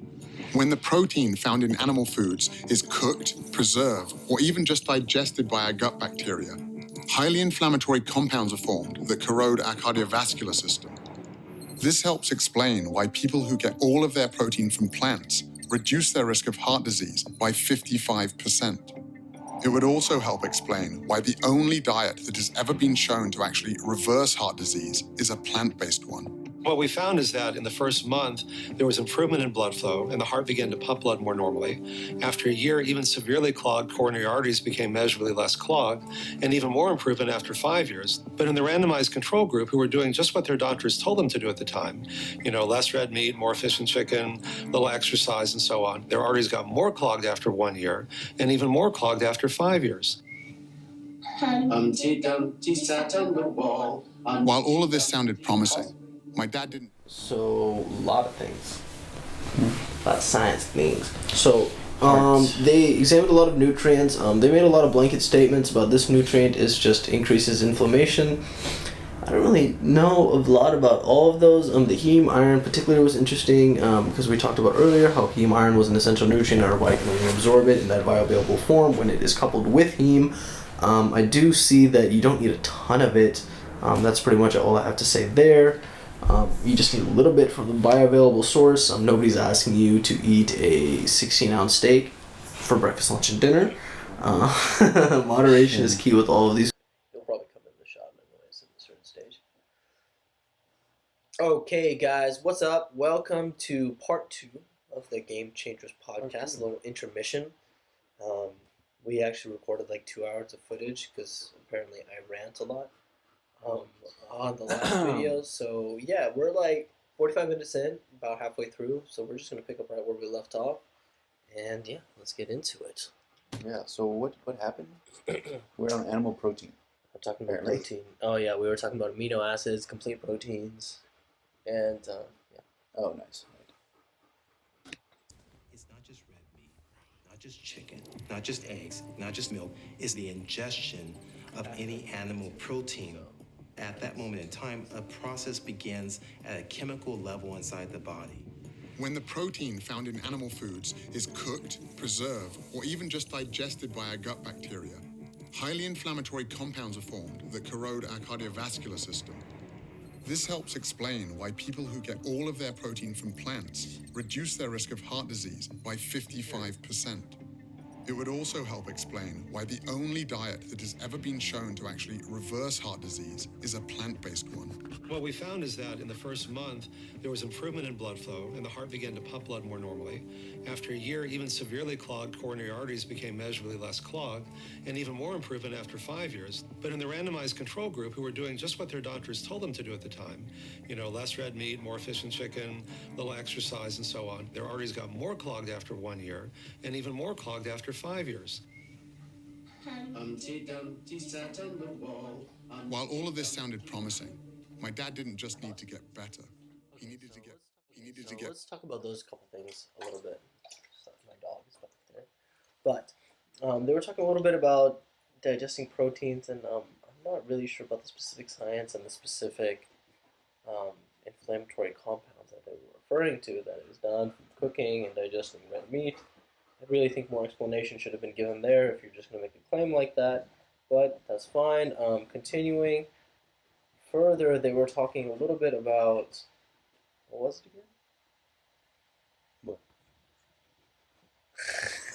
What? Not digesting the proteins.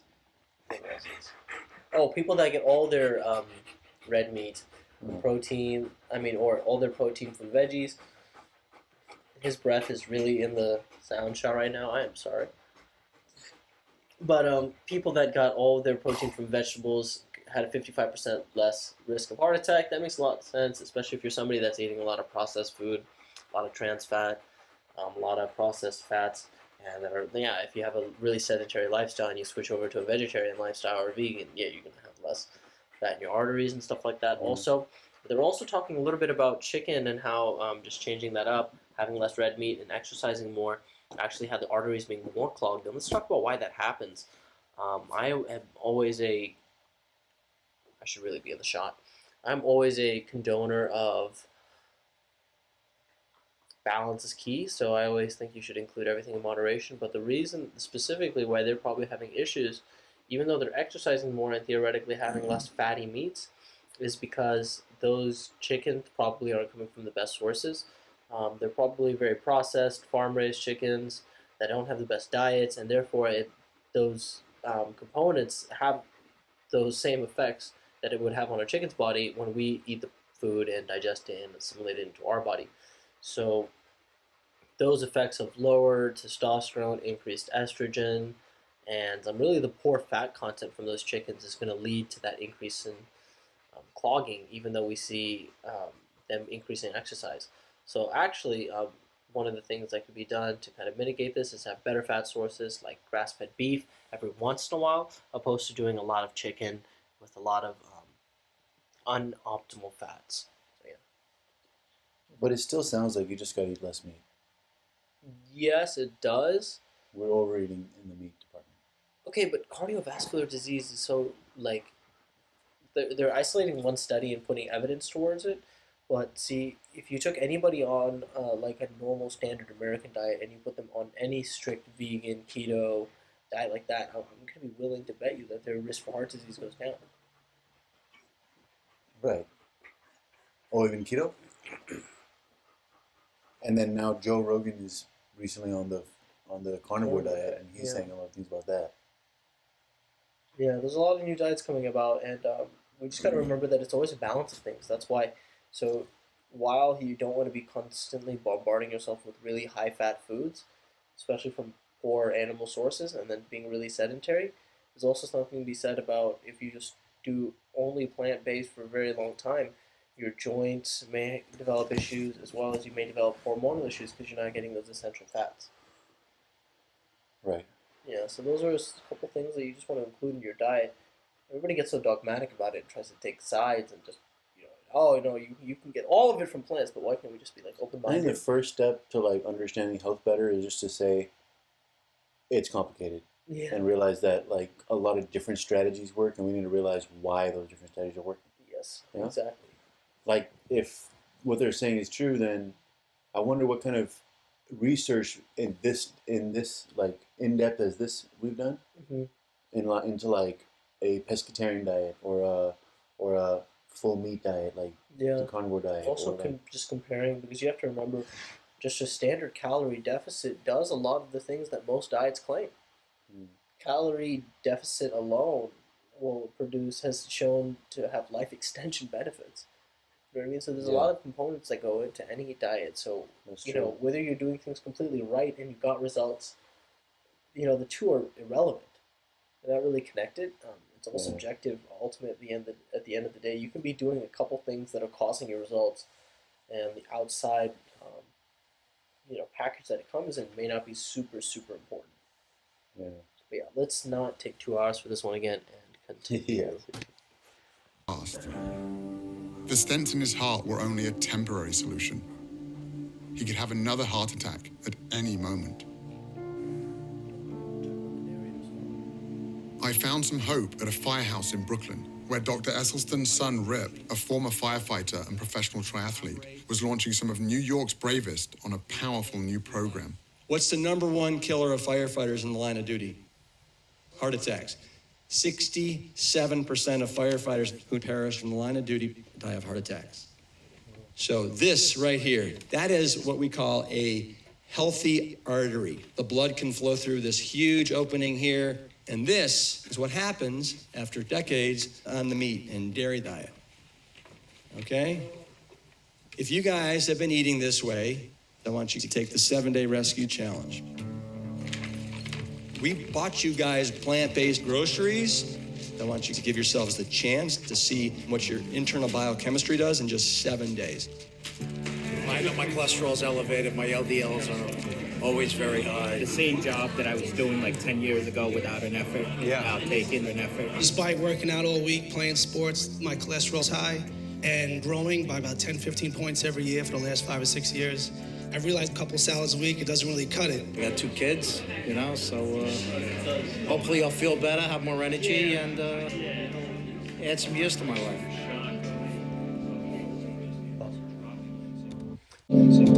So let's talk a little bit about those things. A little bit of scare tactic. If you guys didn't see, he essentially showed just a picture of a big red O. He's like, this is a healthy artery. And then he just basically drew a bunch of black and red and gross stuff in that O. But this is if you've been on the dairy and meat diet. A little bit of scare tactic, but I mean, yeah, it's definitely effective for showing somebody if, you know, the effect of bad diet and inactive lifestyle could have. I think further, though, a lot of these guys were struggling with specific health issues that they were reporting, and each of them were different. And to kind of just put one band-aid solution on all of it, not really the best in my personal opinion. I think it's the best idea to have moderation of things, because see, the main issue that you're going to get is chronic effects from something. So if you have a chronic diet that's really high in trans fat, processed meats, and you're always flooding your body with, you know, insulin spikes, sugar, sodas throughout the day, white bread, and you know you're never really giving your body a break, then something like a vegetarian, going veggie a day a week, or even a week out of a month or something like that, may be a good option to just kind of break it up and give you like a mental break too. It's just like, all right, I'm just going to go veggie today, or just go veggie this week. And that might be a good option, but I think you could also go about things a little bit more strategically. So a lot of them were reporting cholesterol issues. And actually, a big rant about cholesterol is on my YouTube channel already, so I will not bore you about it. But cholesterol is actually a huge misconception in the health and fitness industry. There are 2 types of cholesterol, blood cholesterol and dietary cholesterol. One you get measured in the doctor's office, one is found in like the foods like butter and bacon and those cholesterol foods that we think of when people say that. But in actuality, the two have an inverse relationship. Our body needs cholesterol. It's actually a precursor for testosterone if you're a guy. So that's an essential hormone that our body produces for mood regulation, drive, energy, all of these different things. And if our body doesn't have enough cholesterol, it will produce its own, but it is an inferior version, and it is using other fat sources and other sources from the body to kind of essentially patch up and fill in this nutrient void where it can. But that is obviously less ideal than if it was getting high quality cholesterol from an outside source, so it wouldn't have to produce its own. And what we find over time is if that continues to happen, the body's bad cholesterol, LDL cholesterol, will go up and HDL will go down. And that is essentially what these guys were reporting. So including more actually healthy fats like we were talking about before, not going for that chicken, but instead going for high quality grass-fed beef or lamb or something like that, and having high quality bacon maybe every once in a while, and sticking away from vegetable oils, margarines, canola oils, and things that are going to be inflammatory in your body. So yeah, I hope that puts those experiences in perspective. Listening to you talk about all these things and everything that you have to do, I feel like vegan diet is the fucking answer. You feel like it's the answer? It's the answer because you're going to be cutting out all those things by moving to a vegan diet because you're already moving to more of like, okay, whole foods. And I feel like those kind of things are in a vegan diet. Like kind of naturally you're going to tend to have more like, because you're now eating vegetables more, right? So you're going to look into your vegetables more and have just an idea though. quality. See, you can do vegan. See, Oreos are vegan though. I know that, but a raw vegan diet most people vastly superior to the standard American diet. That I agree with. What I'm saying, dude, right now, most people, if you say, hey, you should eat more vegan and eat healthier, they're not going to go eat Oreos. They're going to go eat vegetables. They're going to go eat vegetables. Yes, but long term. They're going to eat maybe lentils. They're going to make recipes that they're going to make recipes, but see, this filled with whole foods. You can't deny it. 100%. But this is the issue that I see that happens to people when they do that. They don't understand the amount of calories that the body needs to grow and sustain itself every single day. So what ends up happening is they end up being like at 1,000 calories, 800 calories, 1,500 calories by the end of the day. Their calories end up being way too low, and then they just get really, really hungry, and then they give up and they just revert back. Yeah, but that's something that you need to learn.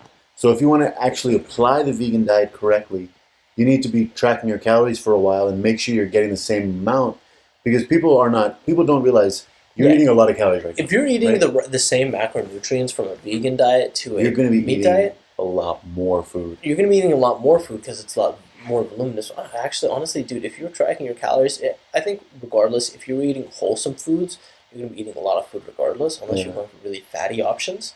Yeah. Like fat isn't like fat content in steak or like beef or whatever meat you're using. But regardless of that... But the same is true in a vegan diet. Yeah, but see, what kind of high fat source do you have on vegan? Avocado? Even oils. that. I mean, you add a bunch of oils to everything. So you get your fat from oils. And some people don't. A lot of people don't. Well, I mean... You're also not getting any cholesterol in that. You're not getting any B12 on the vegan diet. So there's kind of certain things that we can see there that are missing from it. Magnesium is quite hard. Zinc is not bioavailable. But think about, you're missing a few of these micronutrients that are like, okay... Honestly, who thinks about those things? Or who thinks about those things? People don't go into those ones. People don't, but those are the things that are going to impact your health the most. What you're moving to from a meat diet to a vegan diet, you're getting rid of a lot of way worse things than just the missing of like the B12 and those things. For sure. This is the thing. It's a lot easier to tell people just cut out meat and go to wholesome foods. Well, people don't really do that. People just say go vegan, and a lot of people don't implement it. But the reason that they say that is just because it's it's a catch-all rule. But see, there's no catch-all rules in life. It just doesn't work that way. What else? Okay, so the way I think about it is also this. If humans were to move to vegan diet, we would be happier. People would be healthier. People would they'd probably weigh less. They'd probably have a lot less health issues from being obese and all those things. Those things will definitely go down.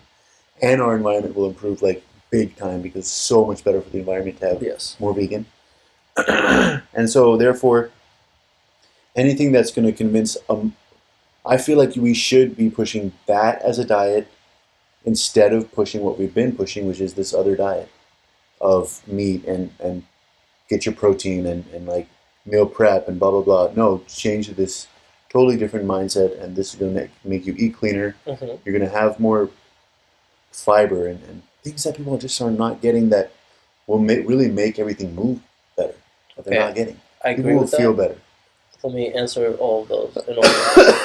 Happier debatable. B12 is directly responsible for mood. I can't debate that anymore, really.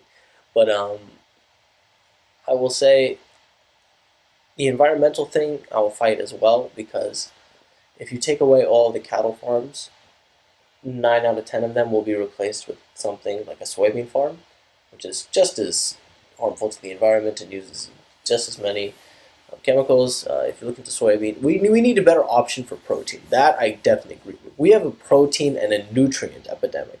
We don't have we do kind of have a meat industry epidemic. We don't have a meat nutrient epidemic, if that makes sense to me. If that makes sense, if I can say that. What else? What else did you say? You said a lot of things fast. Yeah, sorry. I just feel like we'd be better. Like we'd be happier. We'd weigh less, so we'd have less heart disease and stuff like that. Okay, we would weigh less on a macro level, but we would increase in certain other issues. Our bones would be more frail. We wouldn't be getting the right amounts of collagen. The number one killer is heart disease. The number one killer is heart disease is going to go down. Yeah, but dude, see, this is the thing. If you actually want change, okay, as a personal trainer, I can tell you this first and foremost. The best answer isn't the answer that's going to work. The best answer is that everybody should be tracking their macros and understand what's going on with their body and understand what their nutrient levels are. Okay, I see. And all those there things. You go. That's all great and optimal, but will people change to a vegan diet? This is convincing a lot more people than it is convincing a lot of people. And when you watch it and you sit down and watch it, it really does change a lot of people's mindsets. It makes some decent arguments. Yeah. It paints a good picture. It's very convincing. I don't agree with all the ways they use to talk about it, but overall, if you look at the data, it kind of makes sense as well on a macro level. Yeah, I do think a lot of the research is picked and choose from, but that's regardless. That's outside the point. Let's watch more of this. I could get my dad to make these same changes to his diet as soon as possible. Well, what are you suggesting? Well, let's do the shopping. Tomatoes, cucumber, we have hummus dips, blueberries. But my dad can be a little stubborn, Soya yogurt, and that's about it, I think. so I wasn't feeling that hopeful. Let's drink tea. I come from a town called Melton Mowbray, known in England as the rural capital of food. It's the home of Stilton cheese and the world-famous Melton Mowbray pork pie. The pace of change here is very slow. And my dad, like most of us, is a product of where he grew up. I just couldn't imagine someone as set in his ways as my father making such a big switch. On the top there, worth another 20 quid. Gives 50 quid a lot. Until I got home and went back to the gym. You push me. Oh, here. I've spent years working out with Lucius Smith. He was a cornerback in the NFL, has a black belt in jiu-jitsu, and was my strength and conditioning coach. That's it. More arms. I told Lou about the research I'd been doing and what happened to my dad. And he'd never mentioned this before, and he said, I've been on a plant-based diet for almost 10 years. Lou is 60 years old, not far off my father's age. Most guys my age can keep up with the grandchildren. My grandchildren can't keep up with me. When I went from an animal-based diet to a plant-based diet, my blood pressure went down to 110/70. My heart rate, sometimes it's been under 50, 48, 47. I'm more focused, I'm more relaxed, and I noticed that I have a lot more energy because of the plant-based diet. Come on, man, come on. People in their 20s, they come in here. We do a workout. I sustain the workout a lot easier than they do. We can come in here and do 800. Listen to what I just said. 800 kettlebell swings and snatches in one workout. They can't make it. I'm not kidding you. They can't hang, man, I'm telling you. They can't hang. There was another guy my dad's age who had also made a big change. I ate a lot of meat. I ate my 10, 15 eggs a day, and had my 250 grams of protein a day because I weigh 250 pounds. One and only Arnold Schwarzenegger. But as I got older and as I started reading up on it, I recognized the fact that you really don't have to get your protein from meat or from animals, as far as that goes. So we started going more in a direction of a vegetarian kind of a diet. Now, with doing it the right way, with the right spices, all of a sudden, I love it much more than the meat. And, the cholesterol went down to around 109. It was the lowest that it ever was in my entire life, at almost 69. What we eat has a major impact on our health and our well-being in every way we can measure. People who eat a diet that's high in animal protein have a 75% increase. Before he goes into some science, Arnold. We got to talk about Arnold. We got to talk about Arnie. First of all, probably don't need 250 grams of protein every day. That was a little hot. So yeah, maybe getting some more of that from veggie. Also, that is expensive, my friend. Damn, I feel you. Yeah. That must have hurt. But yeah, definitely don't need that much protein. Veggie can be a great source of protein for a lot of that. Fixing up his diet, like he really let himself go. I saw some pictures when he was like at his peak of politics and out of the movie biz. He really kind of let himself go. So I think that's when he was having his heart attack, and bringing his cholesterol down from that and from his pumping iron days makes a lot of sense. With whatever diet he kind of chose. So that's what I have to say about that. Yeah. Yeah, and he also, steroids obviously. Did he do steroids? Yes. He admitted to it? Yes. I don't remember. But yeah, that has an effect on his current health. For sure. Continue. All causes, and a 400 to 500% increased risk of death from most forms of cancer, prostate, breast, colon cancer, as well as type 2 diabetes. The amino acids that come from animal sources tend to make our cells rev up and multiply faster. For example, there is accumulating evidence that high consumption of proteins from dairy sources is related to a higher risk of prostate cancer. That chain of cancer causation actually seems pretty clear. Cancer has been linked. Okay, so going into some cancer research, first let's talk about that claim that animal sources cause the cells to multiply and divide. Yeah, that's because they're full of protein. So that's the body's process. Multiplying and dividing and creating new cells isn't bad, but when it's done out of alignment, rather, in regard to the total organism, then we have issues. Then we have proliferation, like issues like cancer. So that multiplication and building process isn't necessarily bad, but it's only one side of the coin. We talked about this a little bit earlier in the other part of the podcast, but our body has two main functions of the central nervous system, or two main modes of being, rather. Parasympathetic and the sympathetic state.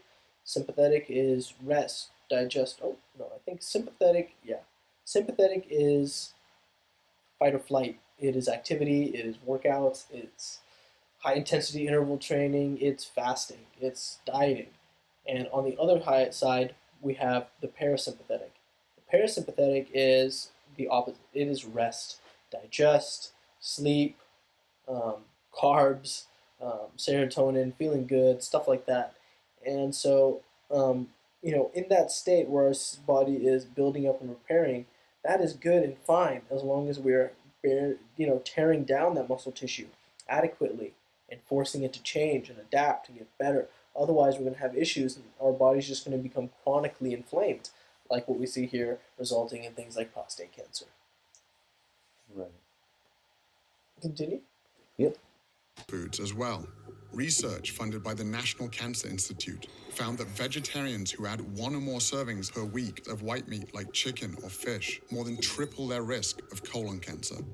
So it's not one set of dietary guidelines for improving your performance as an athlete, another one for reversing heart disease, a different one for reversing diabetes, a different one for reversing prostate cancer. It's the same for all of them. As groundbreaking as all of this nutritional science was, I also... What about hormonal health? What about, boy, a lot of things. Let's just keep going. Yeah. Really confusing. How could meat be so bad for us if that's what our ancestors were supposedly built to eat? When we think about the diet of early humans, we're often drawn to thinking about meat, but plant foods were more important than the archaeological record gives credit for. The food that could be relied on wherever you were was the plant food. The popular perception of what early humans ate dates back to the 1930s and 1940s when there was some amazing finds of early human ancestors. Animal bones and tools that very much look like they may have been used to butcher and maim those animals. So very early on, we had this notion that meat had a disproportionately larger role in the diet of early human ancestors than it actually did. The bias in the archaeological record towards stone and bone preservation over things like plants has led to a very skewed view. If we look at deep time, bones and stone tools preserve very well, but plants decay very rapidly. What's exciting, though, is in the last decade, we've started to realize microscopic fossils of plants do preserve quite well. And so we're revisiting some of these earlier Paleolithic sites and finding abundant evidence of plants. Advanced technologies, like those used to analyze the gladiator bones, have allowed scientists to take a closer look at the tools, bones, and teeth of our ancestors, leading to the discovery So yeah, the paleo diet, if nobody's aware or if you're not familiar, has been around for quite some time. Essentially, the idea is to go back to our original eating with all the processed stuff that we got going on now, go back to a more wholesome way. And many people take that or have taken that to the extreme of pretty much just a meat diet, or meat-heavy and based diet. And yeah, that's really not the case. Meat would have been something that they had in, small quantities on special occasions. Yeah, you're not gonna get much. Yeah, you're not going to get much. And it was really used like to its fullest extent, not really eaten every day, like kind of like a ritual, like it is these days. So that's one part of it. And as well, the paleo diet doesn't make sense for a lot of reasons. Technically, like nuts and stuff are paleo, while getting a handful of high fatty nuts, high fat nuts in the wild would be pretty damn unlikely. But people eat handfuls of them on the paleo diet. But it's And we're also upset they like don't. less grains, right? They're saying not even grains. Pretty much, yeah. But okay, and that means more. So what are they saying that they ate here? Like when they're saying vegetables, do they grow their own vegetables and shit? Is that why? Sorry. Knowing they were hunter-gatherers, at this point it would have been a lot of fruits, I imagine. Some roots, potatoes, pretty much that. Things like lettuce may grow in like large quantities? I don't think so, Maybe right? some carrots, maybe some mushrooms. Okay. Onions. Plants. And the reason for this is actually quite simple. Humans do not have any specialized genetic, anatomical, or physiological adaptations to meat consumption. By contrast, we have many adaptations to plant consumption. We have longer Consumption. I really don't like that. First of all, it's kind of like, Well, they're about to explain why. yeah, But they're basically saying that we're not supposed to be eating meat based on not that, but they're saying our bodies are not good at eating meat. Our bodies are better at eating plants. okay, agreed. We come from ape ancestors. We're not carnivorous ancestrally. Okay. That's one thing. But also, you got to remember that we've changed a lot since then. One of the main arguments for why we're not the same as our monkey plant eating ancestors is our actual diet. So, one of the main arguments that has been made is that these abundance of new nutrients like cholesterol, zinc, magnesium, B12, protein, fat, amino acids, omega-3 fatty acids, these things are one of the primal precursors to our developing and rapid brain growth. And they directly caused it. So that may have been one of the differences. Remember, different... Okay, but why? What do you mean why? Why would that make our brains better? Well, our brain is over 50% fat, and that fat is mostly omega-3. So it's a direct source. It's like linking one to the other. So high-fat diet. Yes. Fat has been shown to be very important for the brain. That makes sense, but then where do we get our high-fat diets? So when we started fishing? fishing, shellfish, and food, meat. So intelligence started on the shores of countries? Dun, dun, dun. And then in the middle Possibly were... before. Probably started in Africa, like scientifically reported and spread out from there. Remember, we're opportunistic. We eat whatever we can get at this point. You know what I mean? Then do carnivores. And this allows humans to digest plants and fibers that require longer processing time. We also lack the ability to produce our own vitamin C. Vitamin C is found in plants, so the fact that we cannot make our own indicates just how reliant upon plants we actually are. This is why we have I hate that argument because the same thing could be said about B12. And yeah, you. Do we need B12 that much? Yes, it is an essential nutrient. B vitamins are very, very, very, very important, especially if you're developing, like if you're pregnant. Extremely important, yes, sir. Yeah, but there's so many vegan people that are fine. Doesn't seem like they have I haven't heard like, oh, B12 deficiency, watch out for that, you know? Really? It's a huge thing, and that actually concerns me that you don't know about that. Hugely. What is B12 deficiency and why? It's so important. B12 is not found in plant sources whatsoever. It can only be found in animal sources. It's an essential nutrient, essential, mineral, one of the B vitamins, and B12 specifically is responsible for mood regulation, hormonal functioning. If you are B12 deficient, you may be prone to symptoms of depression. Yeah. It is very, very important. And like, what are you missing if you have a B12 in your diet? What are you missing? What do you mean? Like, what's missing in your diet to cause a B12 lack? Eggs, egg yolks, pretty much liver, zinc. Those things are very high in B12. B12, red meat. Ooh, I meat steak. Plenty of that. So if you eat red meat, you have B12 basically. And nobody else gets B12?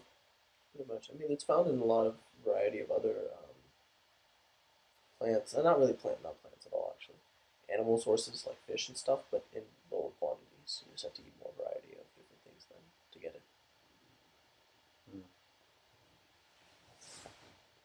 Pescatarian diet may be a thing. Possibly. This is very different from carnivores, which have dichromatic vision. We can see more colors, and this is very important, especially if you need to find fresh, ripe fruit. We have a brain that just is desperate for glucose. It's such a fussy organ. That's the only thing it really takes in for energy.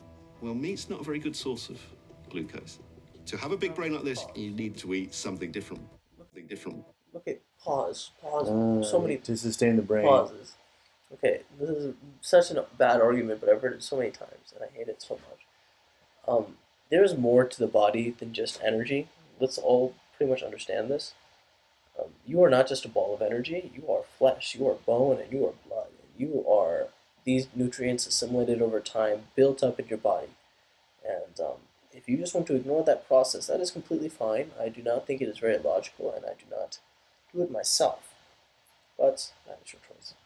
Regardless, our body has different nutrients for each aspect, and further, I'm going to argue with you there that our diets need high fat sources and high outside of vegetarian sources and vegan sources to reach our daily caloric requirement to fuel our brain.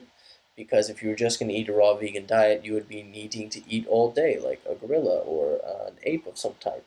But in a high-fat meal, you can get a lot of calories quickly, which may have been what allowed our early ancestors to develop such rapid brain growth, and also to facilitate time to be able to do other things throughout the day and make themselves smarter and improve. Okay. Ding. Way to get glucose is to eat carbohydrates. So smart, genius level. But what about our teeth? Aren't they proof that we're built to eat meat? in primates. You might think canine teeth are associated with a diet of meat, but they're not. In gorillas, when males want to intimidate other males, they will show the length of their formidable canines. On the other hand, carnivores have distinctive teeth, and they're shaped like scissor blades. They simply shred the meat off and they swallow. Compare that to the teeth of a human being, square and low cusped for crushing and grinding tough plant tissues. Right there in your own mouth is the best evidence we have for a diet that could not have been meat. If you just got placed in some ancestral environment, the best thing you could be equipped with is not a very sharp spear. The most important thing you could be equipped with is knowledge of which plants you can eat. Suddenly it all made sense.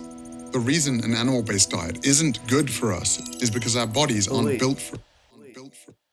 Cooking means it's more evidence that we didn't do that. We didn't, before we started cooking, we were eating more raw. Is that really the argument we're going to go with? We're just going to not If cook we're forever? talking about, I'm saying if we're talking about an ancestral thing, we can cook now. Yeah. But if you're talking about what we ate before, At one point in time, yes, we would have had to be vegetarian because we could have not cooked on wide scale. so we're evolved to eat vegetarian diets. We did evolve to eat vegetarian diets. Yes. What I'm saying, it's got to be good for us. Plants are an essential part of our diet. Nobody's saying that. Right. I'm at least not saying that. People on the carnivore diet need to do what they got to do. You do you, boo. But Yeah, right. What do they do? But what I'm saying is, yeah, so, I mean, it means it's better. Eat more vegetables. yes, everybody's been telling you to eat your vegetables. If you need to watch Game Changers for somebody to tell you to eat your vegetables, please listen to your mother and eat your goddamn vegetables. And stop eating meat, because meat's not that good for you. Eat less of it. Eat a lean amount and healthy, sourced, good meat in moderation, and have a lot of plants. Meat, eat good. Yeah, eat the good meat. And eat the good vegetables too. Be the wrong type of fuel. The only thing that didn't really fit was B12, an important vitamin that everyone kept warning me you could only get from animal foods. It turns out that B12 isn't made by animals after all. It's made by bacteria that these animals consume in the soil and water. Just like with protein, animals are only the middlemen. Before industrial farming, farm animals and humans could get B12 by eating traces of dirt on plant foods or by drinking water from rivers or streams. But now, because pesticides, antibiotics, and chlorine kill the bacteria that produce this vitamin, even farm animals have to be given B12 supplements. And up to 39% of people tested, including meat eaters, are low in B12. As a result, the best way for humans to get enough B12, whether they eat animal foods or not, is simply to take a supplement. When I caught up with Scott a full month into his 2,200-mile trek, he had fallen well behind record pace. Totally answered the question for me. Yeah. 100%. Because they're saying the water sources, that's the big one. We're talking about minerals, like you said. Oh boy. And you get so many minerals from that water because the minerals are in there. That's my exact point. You can't see. This is what they do in these types of documentaries. I'm not trying to throw any shade, but they throw a claim, and then they throw science behind it. Nothing wrong with that, but let's handle that first initial claim of the fact that you don't get enough B12, or that we get B12 just from water. Then why do we have abundant amounts of B12 found in certain animal foods like liver? Abundant, like 1,600% of your daily allowance in like a serving. Yeah, because that's where all the B12 is processed and it stays in that area. Yes. So if we want to be intelligent about giving our body this nutrient, then how could we go about it other than supplementation? Right? So I would say, dude, throw in some livers once or twice a week. Yes. And that's it. But that's it. But don't eat the rest of the meat. Because it's not, Why not? not really no point. You get plenty of protein and everything from everything else. I disagree. And you get all the hormones and you get all the crap from the meat. You get all the hormones from the grass? Meat. Yes, you get all of the pro-hormone nutrients from meat. By the way, that's kind of facing this way. Are you in the shot still? Yes. I don't know how you know. Because I know. Yeah. But I'm thinking of moving to a vegan diet myself. Do it, bro. It's convincing me. I support you. Have fun.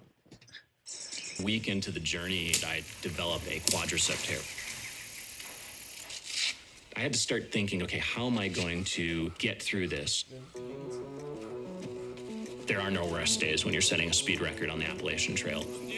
I needed to recover while I was still pushing my body to the brink, waking up the next day and the next day after that and doing the same thing. I really had to trust in my training and trust in my nutrition to help me get up each morning at 4:30 and put another 50 miles in. With only 12 days left to break the record, Scott still had 550 miles left to go. They were experiencing record rainfall in Vermont when I went through, and there's just no way that I could be prepared for it. I was trying to make up all the ground that I'd lost with the injury, trying to get back on record pace, getting 2 to 3 hours of sleep or less, night after night after night, going over some of the most remote stretches. I put in 26 hours straight. But the Appalachian Trail keeps throwing more and more mountains at you. It never really lets up. And by the time I actually got to New Hampshire, the White Mountains just obliterated me.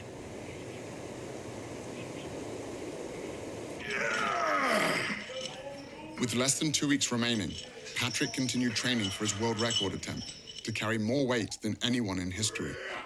I started lifting weights when I was 14 years old because I was kind of wimpy and small in that time. And I wanted to be some kind of hero, able to help if something happened. This is my mom and dad. When I was 4 years old, my dad, my mom, and my little sister, she was 6 months old, they were in a car accident. And only my mom survived the accident. So when I was young, I had these fantasies of being super strong, and if someone got trapped, being able to help them get out.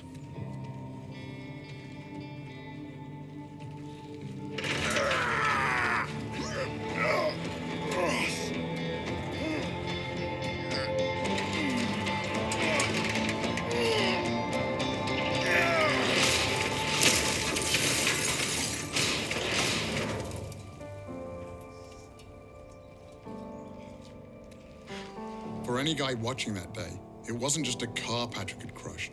It was a myth they'd been fed their entire lives. Steak. That's what a man eats. Made from stuff guys need. Eat like a man, man.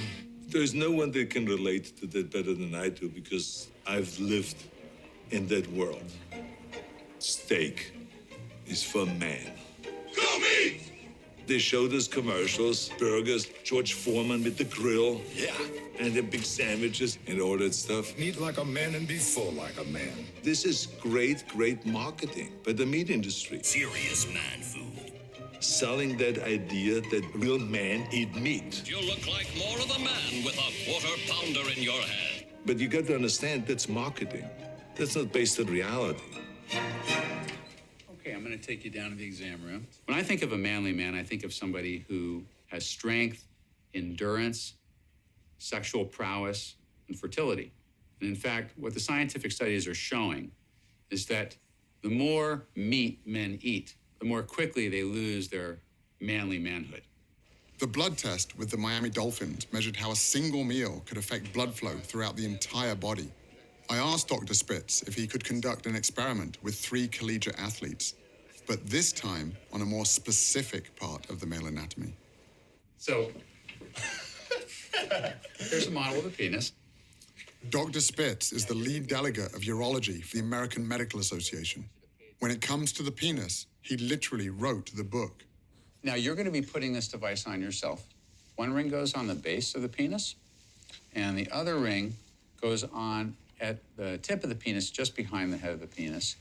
It knows how tight to squeeze to know when an erection is starting, because when it squeezes, it'll determine, oh, it's now of a larger circumference, something's happening. What we're going to look at is what effect the meal you have has on your erections that night. And you're going to be eating 2 different kinds of meals.